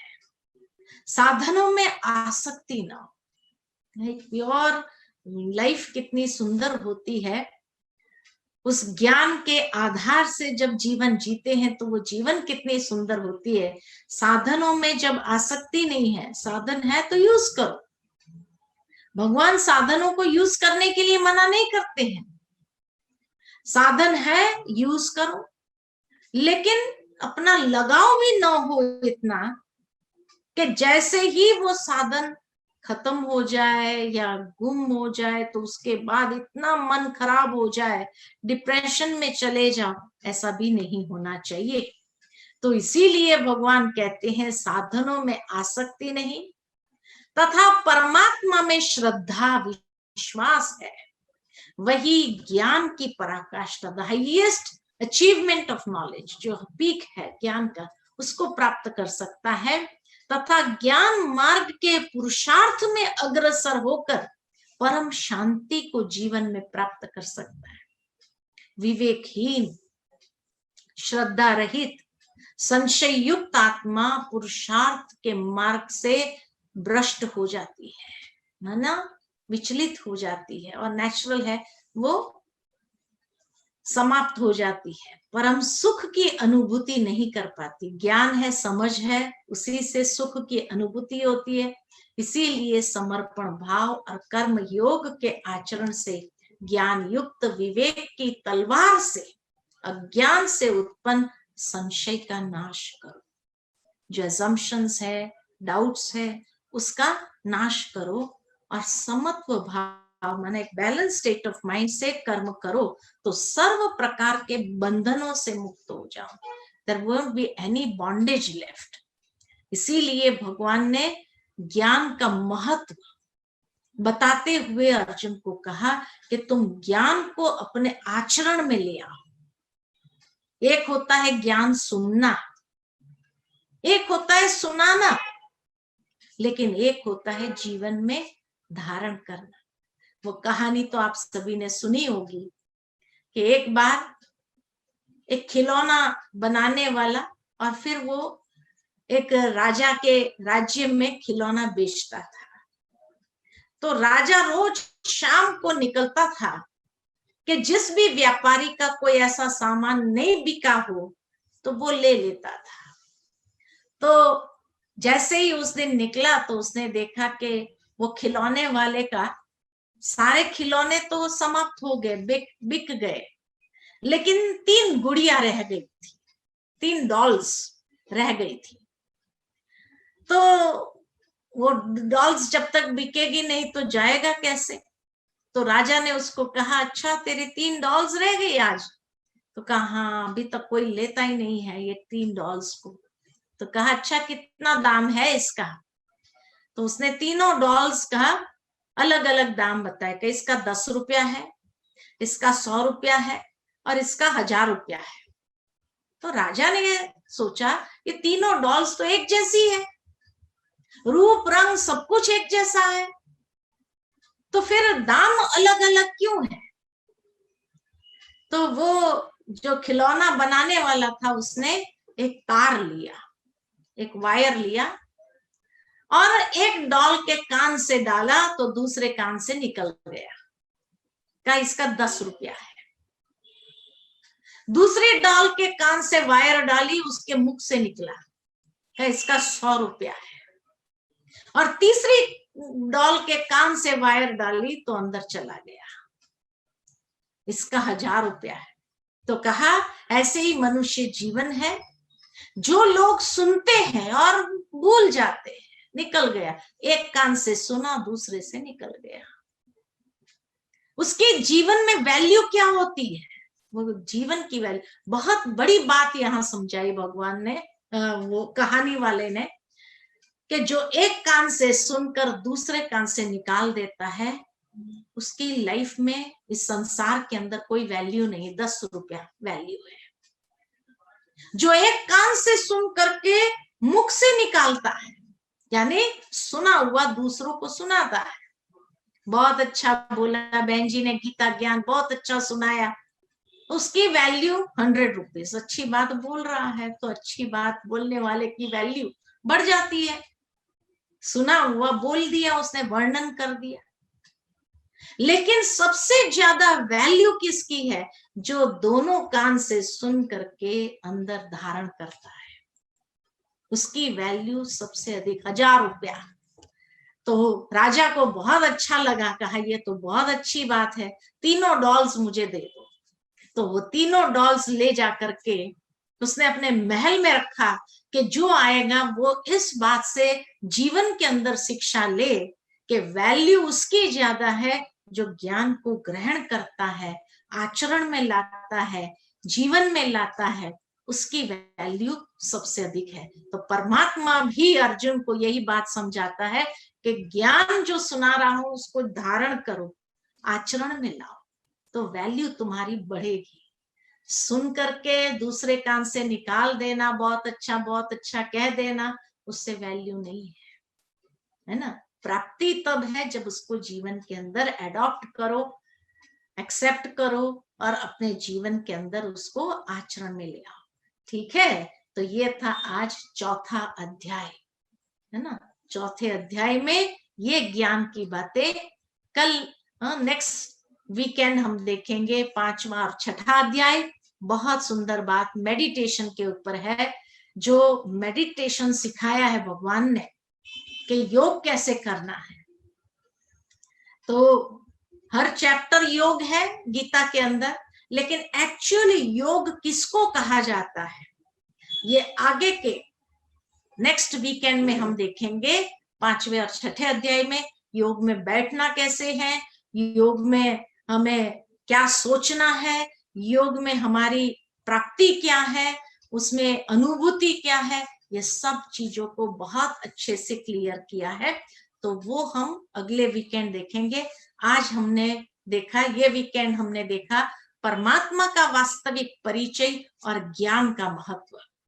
जैसे पिछले वीकेंड में हमने देखा था यज्ञ का महत्व और मन बुद्धि इंद्रियों को वश कैसे करना है। इस वीकेंड में हमने देखा परमात्मा का वास्तविक परिचय और साथ साथ ज्ञान का महत्व। अब थोड़ी देर के लिए हम सभी मेडिटेशन करेंगे और मेडिटेशन में जैसे गीत में सुना, एक खुदा तेरा नाम क्या है, तेरा काम क्या है, कि दुनिया तूने क्यों बनाई है, कई सवाल ही सवाल थे, सारे क्वेश्चंस थे भगवान के प्रति। और मैं समझती हूँ कि आज मनुष्य के मन के अंदर भी ईश्वर के प्रति ये सारे सवाल है, जिन सवालों का जवाब हमें मिला है।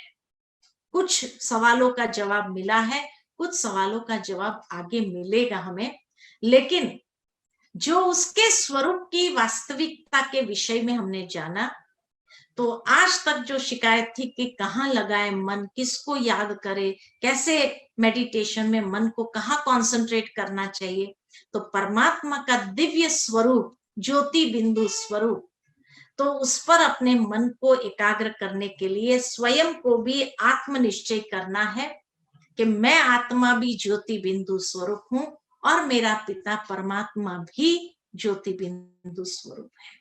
तो बिंदु बन बिंदु परमात्मा को याद करना और बाहर की बातों को बिंदु लगाना, फुल स्टॉप लगाना।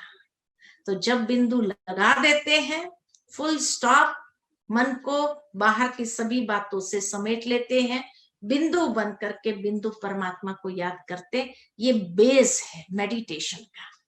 तो इस मेडिटेशन के बेस से हम मेडिटेशन को आरंभ करते हैं।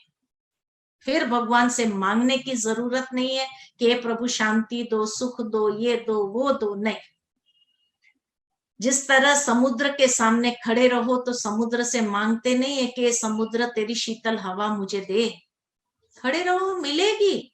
यू कम इन कांटेक्ट, उसके कनेक्शन में आओ, मिलेगा। सूरज से कभी मांगते नहीं है कि सूरज तेरी गरमाइश मुझे दे। अब बाहर खड़े रहो धूप में, सूर्य की रोशनी जैसे जैसे आती जाएंगे, सारा गरम गरम महसूस होने लगेगा। कांटेक्ट में आओ तो अपने आप मिलेगा। घर के अंदर बैठकर कहेंगे हमें सूर्य की रोशनी नहीं मिलती है, तो फॉल्ट किसका? हमारा। ठीक इसी तरह ईश्वर सर्वशक्तिमान है, लेकिन उससे कनेक्ट ही नहीं किया, उसके कांटेक्ट में आए ही नहीं, तो प्राप्ति कैसे होगी? इसीलिए मांगने की जरूरत नहीं है, कांटेक्ट में आओ, अपने आप मिलेगा। It is constantly overflowing. और इसीलिए जैसे ही मन को एकाग्र किया उस दिव्य स्वरूप पर, कि अपने आप उसका वो प्रवाह महसूस करेंगे। तो चलो थोड़ी देर के लिए अपने मन को बाह्य सभी बातों से समेट लेते हैं, स्वयं को आत्मभाव में स्थित करते हैं। अंतर चक्षु से स्वयं को देखो, भ्रुकुटी की मध्य में मैं अति सूक्ष्म दिव्य ज्योति बिंदु आत्मा हूं।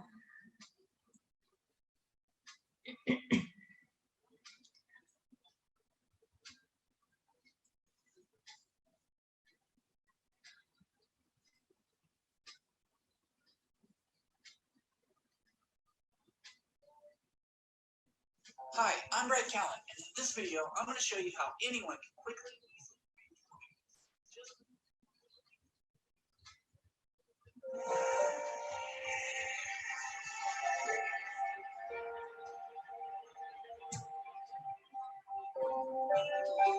स्वयं को आत्म महसूस करे। अंतर चक्षु से भ्रुकुटी की मध्य में स्वयं को देखो,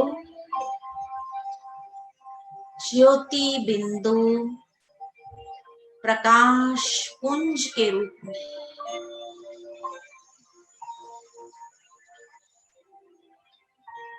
मैं आत्मा सतो गुणी स्वरूप हूं।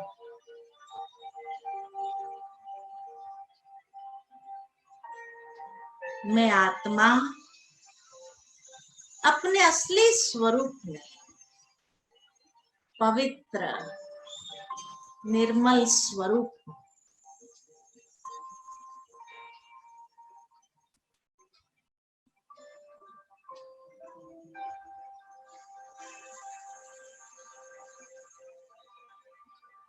मेरे चारों ओर प्रकाश का प्रभा मंडल है।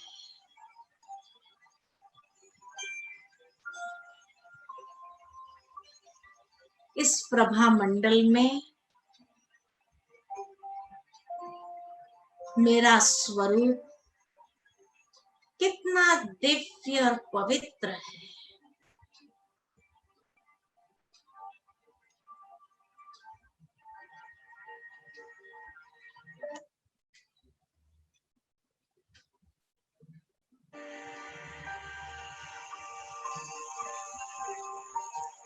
धीरे धीरे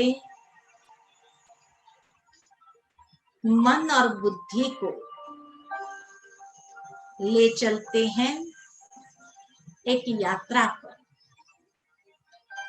परम धाम की ओर।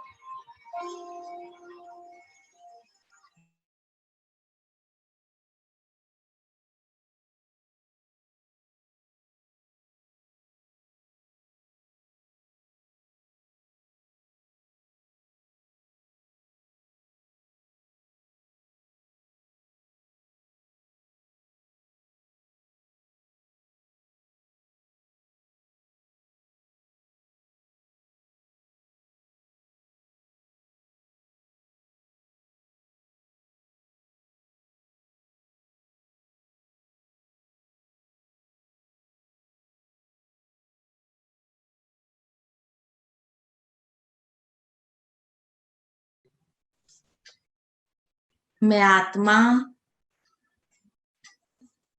अपने पिता परमात्मा के सानिध्य में हूं।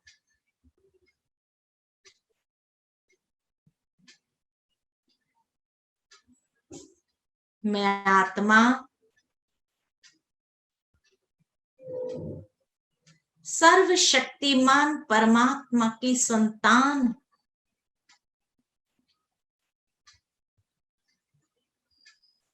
सर्वशक्तिमान परमात्मा से सर्व शक्तियों की किरणों को मैं स्वयं में अनुभव कर रही हूं।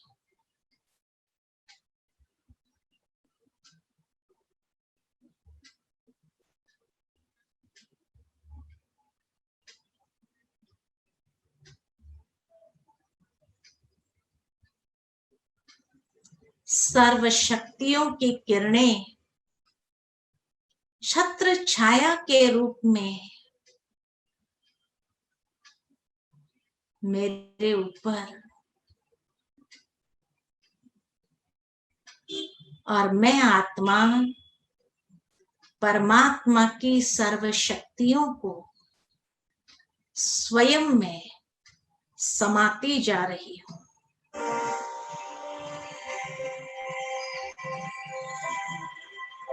कितना सुंदर अनुभव है ये,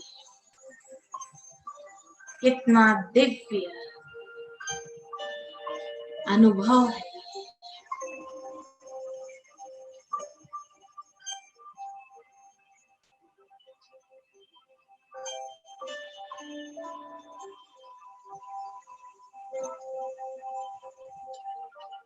फील करो उस परमात्मा की शक्ति को।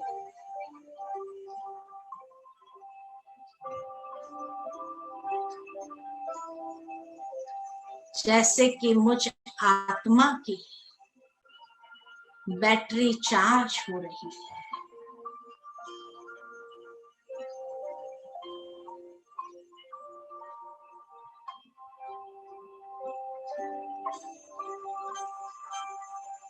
परमात्मा के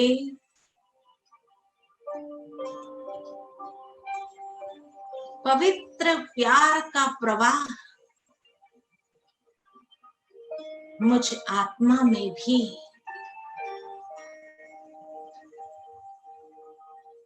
दिव्य प्रेम को भर रहा है।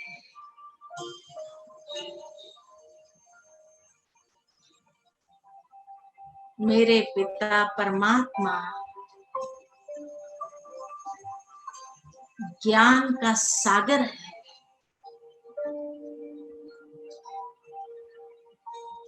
ज्ञान की बूंदें मुझ आत्मा में समाती जा रही है और मैं आत्मा भरपूर होती जा रही हूं।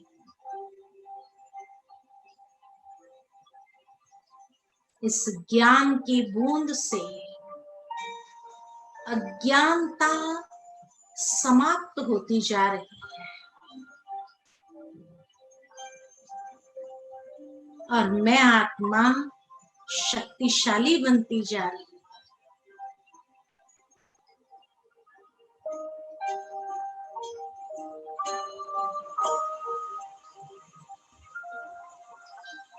धीरे धीरे मैं आत्मा परम धाम से वापस इस पंच तत्व की दुनिया की ओर शरीर में भ्रुकुटी की मध्य में स्थित हूँ। ओम शांति शांति शांति।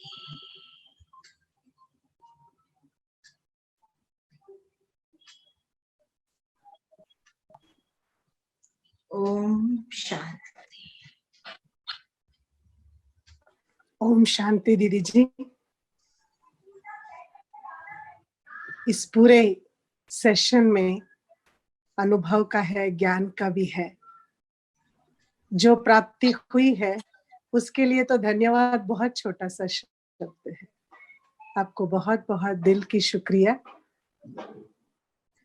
कुछ प्रश्न है, आप लेंगे दीदी जी? जरूर जरूर।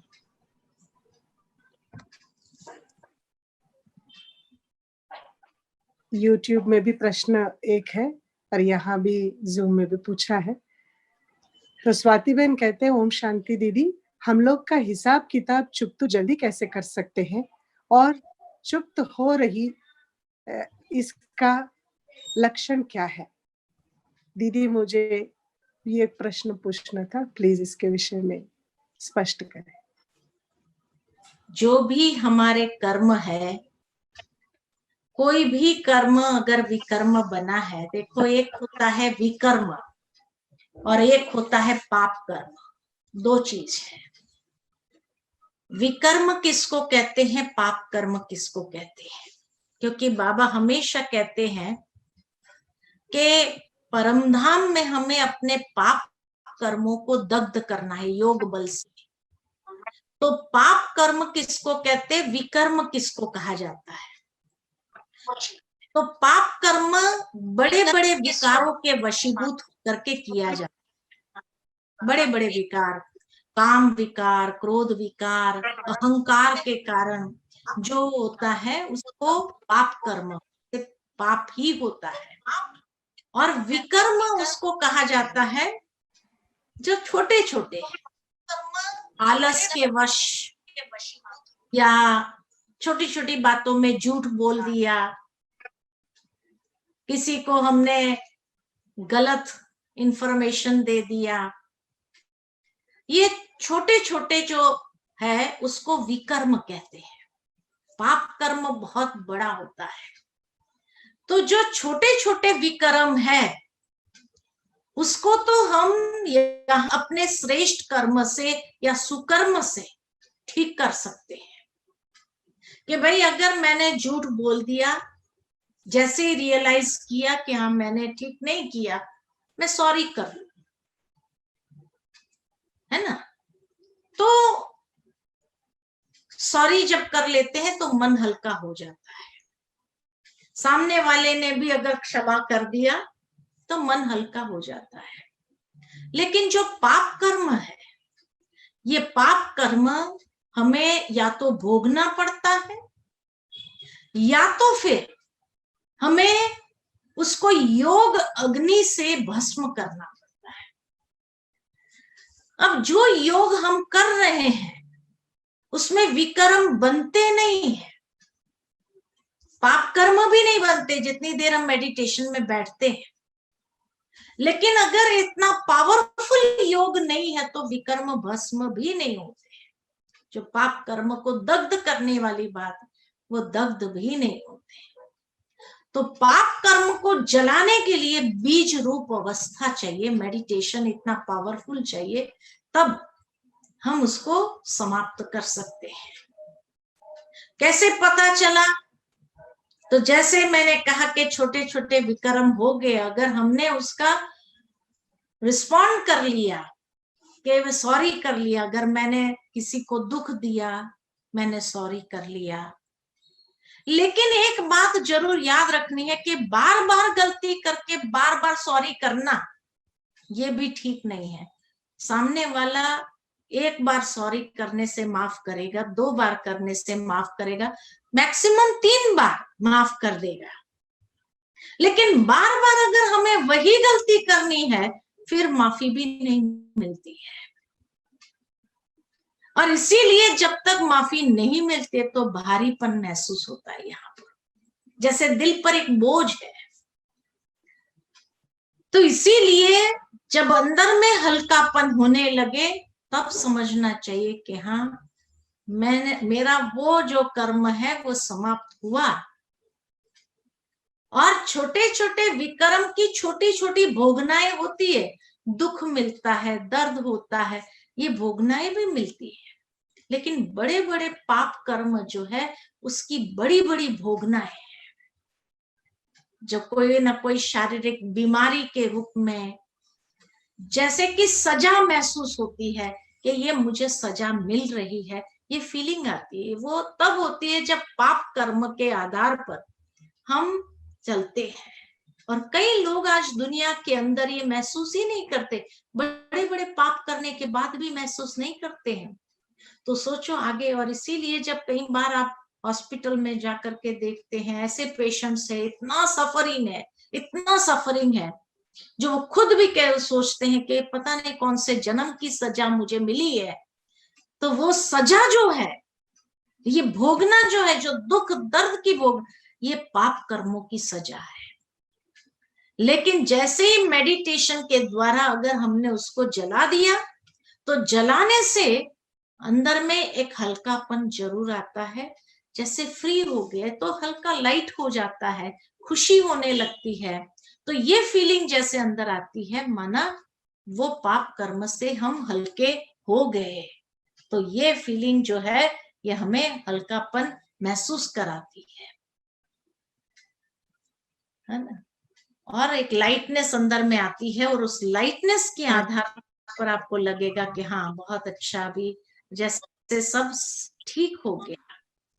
आपका रास्ता जैसे क्लियर हो जाता है, तो कोई क्लियर हो जाता है तो कैसे हम अच्छे से पुरुषार्थ में आगे बढ़ सकते हैं, रुकावट नहीं होती है, विघ्न नहीं होते हैं हमें। जैसे कई बार कई लोग कहते हैं भाई हम जब भी पुरुषार्थ करने बैठते हैं ना, या तो हमें नींद आती है। तो बाबा ने एक मुरली में सुनाया था कि व्यक्ति को नींद क्यों आती है योग के समय या मुरली सुनते समय। तो जब पाप कर्म का बोझ बढ़ जाता है तब ये आंखें भी खुली नहीं रहती है, वो भी झुक जाती है। तो इसीलिए ये जो सजा एक महसूस होती है, और जब फ्री हो जाते हैं, वो सजा काट करके व्यक्ति फ्री हो जाता है, तो उसके बाद अच्छे से पुरुषार्थ में जैसे कोई रुकावट नहीं है, आगे बढ़ना सहज है। तो ये फीलिंग जैसे आती है कि कोई रुकावट नहीं, कोई बंधन नहीं। इतना फास्ट जैसे व्यक्ति हाईवे पर जाता है और हाईवे पर उसको क्लियर रास्ता मिलता है, तो कैसे फास्ट गाड़ी दौड़ाता है ना, ऐसे पुरुषार्थ में तीव्रता आना ये पहचान है कि हमारे पाप कर्म से हम मुक्त हुए। तो पुरुषार्थ में तीव्रता जो करेंगे उसका इनर सेटिस्फेक्शन मिलेगा, आगे बढ़ने का अनुभव होगा, रुकावटें नहीं आएंगी, विघ्न नहीं आएंगे। नहीं तो कई लोग जाते हैं सेंटर पर, चलो आज योग करने जाएंगे, पुरुषार्थ करने के लिए, अच्छा भट्ठी करने जाते हैं, और उसी दिन मेहमान आ जाता है। आप सोचेंगे भाई देखो हम तो जा रहे थे, मेहमान, रुकावट आ गई ना। तो पुरुषार्थ करना चाहते हैं लेकिन रुकावट आ जाती है, तो क्या होता है, रुकना पड़ता है। और रुकना पड़ता है तो जो आपको गैलप करना चाहिए था, जहां जाना है, जो डेस्टिनेशन पर, आप वहां नहीं पहुंच सकते हैं। लेकिन जैसे ही वो क्लियर हो जाता है तो आपकी गाड़ी फास्ट, पुरुषार्थ में तीव्रता आना ये पहचान है। और क्वेश्चन? हाँ जी, थैंक यू दीदी फॉर दैट वंडरफुल स्पष्टीकरण। सोनाली बहन पूछते हैं कि मुझे अचानक इमोशन आ जाता है और मैं जो रिजल्ट उसका है वो विक्रम ही है। So please tell me how can I overcome this of coming all of a sudden becoming emotional and then doing Vikaram? देखो, जैसे कई लोग ये महसूस करते हैं कि बहुत इमोशनल हो जाते हैं। इमोशनल होना अच्छी बात भी है। भावनाएं जीवन में रहनी चाहिए। हमें बाबा ज्ञान के आधार से कोई भावना शून्य नहीं बनाता है। इनफैक्ट हमारा योग है ही भावनाओं के आधार।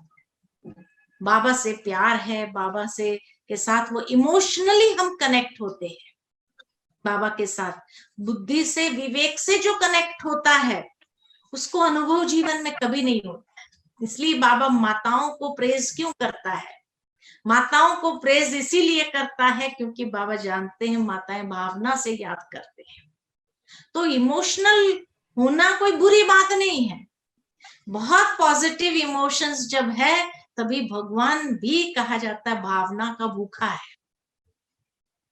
तो भावना के आधार से ही बाबा के साथ भी हम जुड़ते हैं, कनेक्ट होते हैं। बहुत अच्छी बात है भावनाएं होना। भावना शून्य होने से कभी आपका योग नहीं लगेगा। लेकिन हाँ, नेगेटिव इमोशंस नहीं होने चाहिए। जो नेगेटिव इमोशंस है, फीलिंग आ जाती है, बात बात में हमें किसी ने कुछ कह दिया, फीलिंग आ गई। किसी ने कुछ हम रिस्पॉन्ड नहीं किया, हमने बात किया, बताया कुछ, रिस्पॉन्ड, फीलिंग आ गई। अरे सामने वाले की भावनाओं को भी समझो। तो फीलिंग आ जाना, बात बात में रूठ जाना, रूस जाना, ये जो नेगेटिव इमोशंस जनरेट और नेगेटिव सोच लेना, ये हमें बहुत नुकसान करता है। ये फिर आपका योग भी नहीं लगने देता है। ये बाबा से इतना डिस्कनेक्ट कर देता है। अभी नुकसान किसको? बाबा से डिस्कनेक्ट हुए, नुकसान किसको हुआ? खुद को हुआ, दूसरे को तो नहीं हुआ। जब बोलने वाला तो बोल करके चला भी गया, मुझे फीलिंग आ गई, बहुत लो फील करने लगे, रूठ गए, डिस्कनेक्ट हो गए, बाबा से योग नहीं रखता है। किसको नुकसान हुआ? बोलने वाले को नुकसान हुआ? नहीं, बोलने वाले को तो नुकसान नहीं हुआ।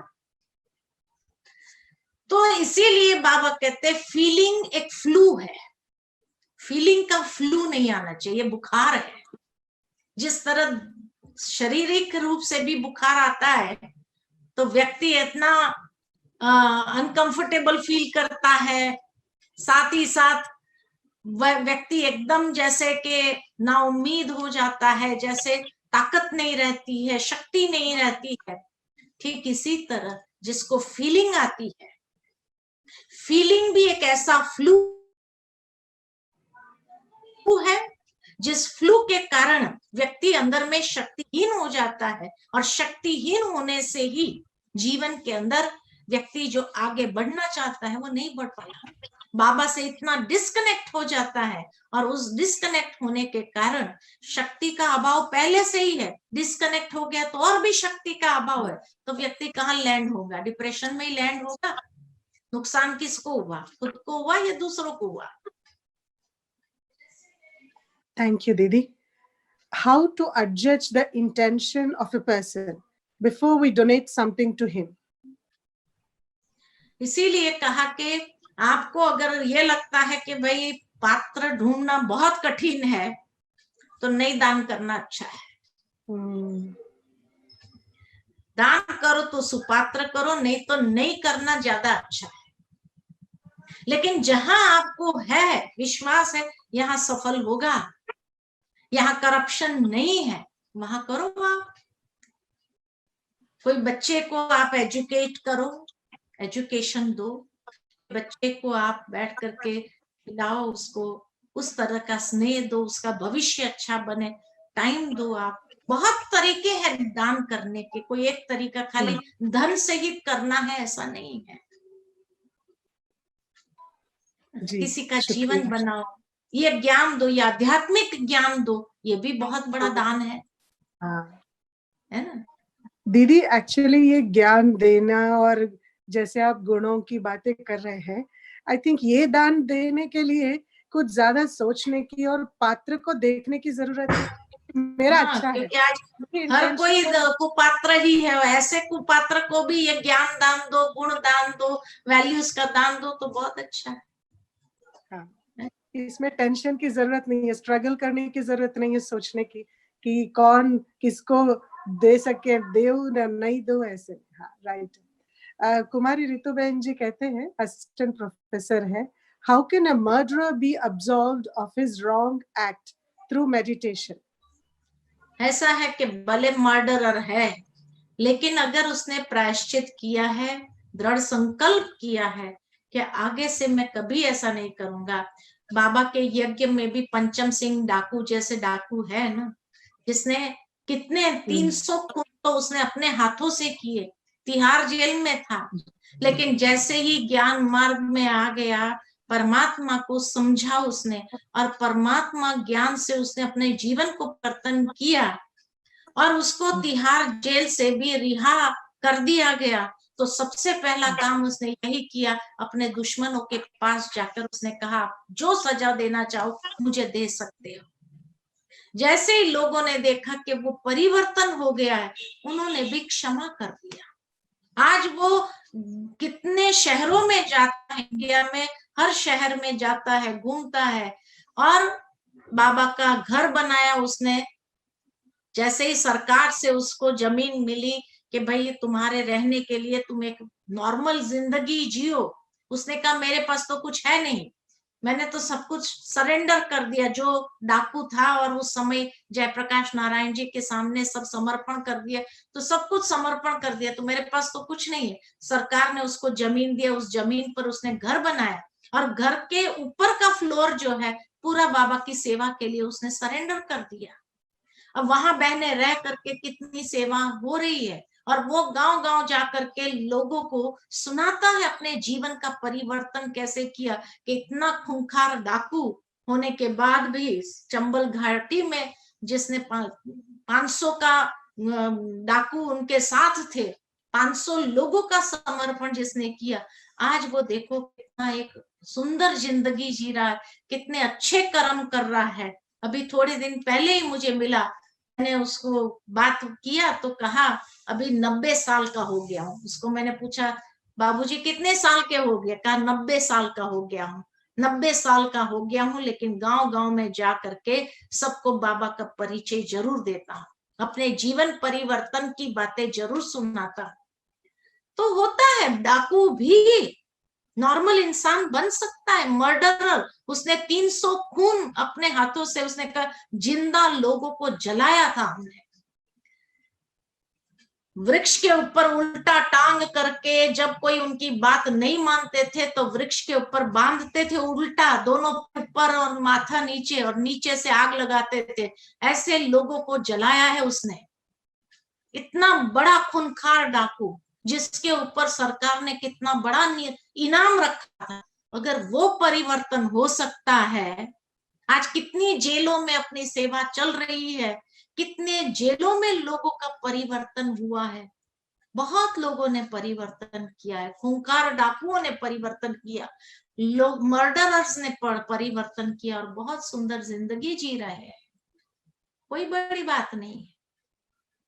इसीलिए तो अभी सरकार ने कहा कि जेल को रिहेबिलिटेशन सेंटर्स बनाओ, कि जहां उनको ऐसी अच्छी शिक्षा मिले और अच्छी शिक्षा से उनका जीवन परिवर्तन हो। यहाँ अहमदाबाद साबरमती जेल में अपना वैल्यू एजुकेशन कोर्स चलता है, लोगों ने पीएचडी किया जेल में, उनका एग्जाम जेल में हुआ, और जेल में education centre, value education centre बनाया गया, और उन्होंने अपने अंदर में दृढ़ संकल्प किया कि आज के बाद हम कभी भी कोई भी बुरी एक्टिविटी में भाग। कितने लोगों की सेवाएं, जीवन को देख करके उनका जो जेल का ड्यूरेशन था वो कम कर दिया गया। बहुत परिवर्तन है, बहुत कहानियां हैं, कितनी कहानियां सुनाऊं आपको। थैंक यू दीदी। दीदी तारावती साहू ये प्रश्न पूछते हैं कि किसी ने चोरी नहीं किया है, फिर भी उसके ऊपर इल्जाम लगाया गया है, फिर वो क्या करे? देखो, मुझे वो कहानी याद आती है कि एक बार एक राजा था जो गुप्त वेश में नगर अपने राज्य में चक्कर लगाता था। तो जब अपने महल से निकल रहा था तो एक व्यक्ति उसको मिला। तो उसने उस व्यक्ति को कभी देखा नहीं था, वो भी सिंपल कपड़े में था क्योंकि नगर का चक्कर लगाने जा रहा था। तो उसने पूछा कि तुम कौन हो? तो उसने कहा मैं चोर हूं। सच बोल दिया। कहा मैं चोर हूं। कहा क्या करने आए हैं? कहा यहाँ चोरी करने आया। उसको अच्छे से देख लिया राजा ने, कुछ नहीं कहा। और वो दूसरे दिन जब सारे हंगामा हो गया, राजा के राज्य कोष में चोरी हो गई, चोरी हो गई, चोरी हो गई। राजा ने तो रात को देखा हुआ था, लेकिन जिस चोर को उसके दरबार में प्रेजेंट किया गया वो नहीं था, दूसरा ही कोई इंसान को ले आए। और सारा जो उसको जो बातें थी उसके खिलाफ थी, और वो कुछ नहीं बोल रहा था, लेकिन उसको आखिर सजा हुई, उसको जेल में डाला गया। रात को राजा उस जेल में जाता है और वो व्यक्ति से पूछता है कि रात को मैंने देखा था, मैं उस चोर से मिला था, उसने सच बोला था, मैं चोरी करने आया हूं, और मैंने उसका चेहरा बहुत अच्छे से देखा था, और मुझे मालूम है तुम नहीं है।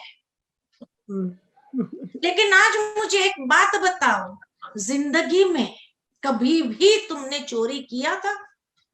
और जब पकड़ा नहीं गया था तो उसने कहा कि हाँ, इस मामले में मैंने चोरी नहीं किया है, आप राइट हो, लेकिन इसके पहले मैंने गुनाह किया था, और गुनाह मेरा बहुत बड़ा था, लेकिन उस समय मैं फ्री हो गया था, मैं छूट गया था, मैं पकड़ा नहीं गया था।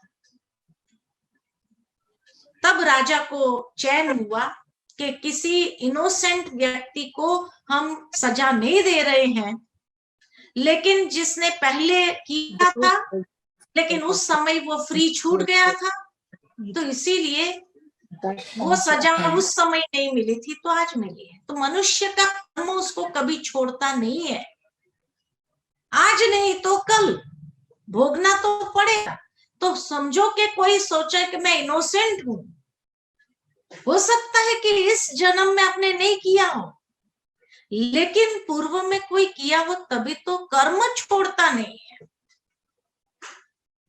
कर्म नहीं छोड़ेगा। व्यक्ति के हाथों से, चालाकी से व्यक्ति छूट सकता है, लेकिन कर्म नहीं छोड़ता है इंसान। दीदी बस आखिरी कुछ 2 प्रश्न है, और पहला एक प्रश्न भाई का एक प्रश्न है कि if the fruit fell down itself after ripening but we didn't break it and we eat it, is that also a karma? हाँ, फल अपने आप आपको मिला ना, आपको मिला ना वो फल, आपको मिल गया ना वो फल। बराबर, खाना तो खाया ना आपने, उसको भोगा तो सही। जी। आखिरी 2 प्रश्न हैं, दोनों को साथ में आप जवाब दे सकते हैं क्योंकि दोनों साथ से जुड़े हुए हैं। कुशल बहन जी पूछते हैं कि जो मेडिटेशन की बातें हैं वो बहुत अच्छे लगते हैं पहले, बाद में उन बातों पे इतना फोकस नहीं होता है, तो योग करते करते नींद आ जाती है, तो इसका सॉल्यूशन बताएं। वो और दूसरा सेशन में आएगा, नेक्स्ट सेशन में आएगा उसका, नेक्स्ट सेशन में सॉल्यूशन। हाँ जी, थैंक यू। और वंशिका बहन आइवरी कोस्ट से लिखते हैं, पूछते हैं कि अपने संकल्प पर कैसे अडिग रहे, how to be firm on our thoughts. वो भी आएगा आगे के सत्र में, उसके ऊपर भी क्लियर करेंगे दृढ़ता की शक्ति को अपने अंदर कैसे बढ़ानी है। आगे के दोनों सेशंस जो है उसमें वो बात आएगी। वाह, तो ये हमारा सफर और रोमांच होते जा रहा है। आपका ये जो क्वेश्चन है, it is not a coincidence, it proves that you are part of the journey, क्योंकि एक्यूरेट सही समय पे आपके प्रश्न आ रहे हैं और ये हमारी जो यात्रा है, जिस दिशा में जा रहे हैं, सबको समझ में आ रहा है कि हम सही दिशा में जा रहे हैं। अपने प्रश्न एक-एक सुलझते जा रहे हैं और हम भी ऐसे ही समाधान स्वरूप और सुलझी हुई पर्सनालिटी कंप्लीटली बन जाएंगे, जैसे हमारे उषा दीदी जी। इस मंच पर हम ये आप सबको कहते हैं कि कल मंडे है, अभी तक आपने इतना सारा ज्ञान प्राप्त किया है, तो इस विषय में जो फाउंडेशन मेडिटेशन कोर्स होता है 7 दिन का, वो कल से ऑनलाइन शुरू हो रहा है, हिंदी में है।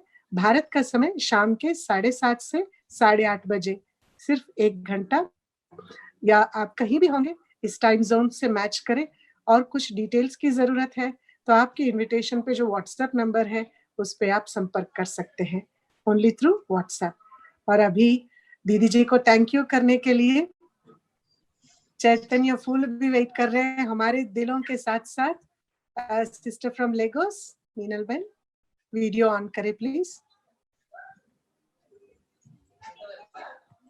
Thank you. हाँ जी, शुक्रिया। ओम शांति। Thank you so much. Thank you. Thank you so much, Didi ji. It's been really, really a beautiful and memorable journey with you. अगले बार हम आगे 5वें अध्याय, जैसे दीदी जी ने बोला, हम शुरू करेंगे 22 और 23 अगस्त, अगले वीकेंड है, तो जरूर याद रखें और समय पे एकदम जैसे छात्रक पक्षी की तरह एक्यूरेट टाइम पे पहुंच जाए, क्योंकि दीदी जी समय के पाबंद है और हम सबसे पहले पहुंचते हैं, तो इसीलिए आप सब भी आ जाइए। शुक्रिया, दिल से शुक्रिया आप सबका, सुनने वालों को, देखने वालों को और हमारी प्यारी दीदी जी को। Thank you so much. Om Shanti. Have a great time.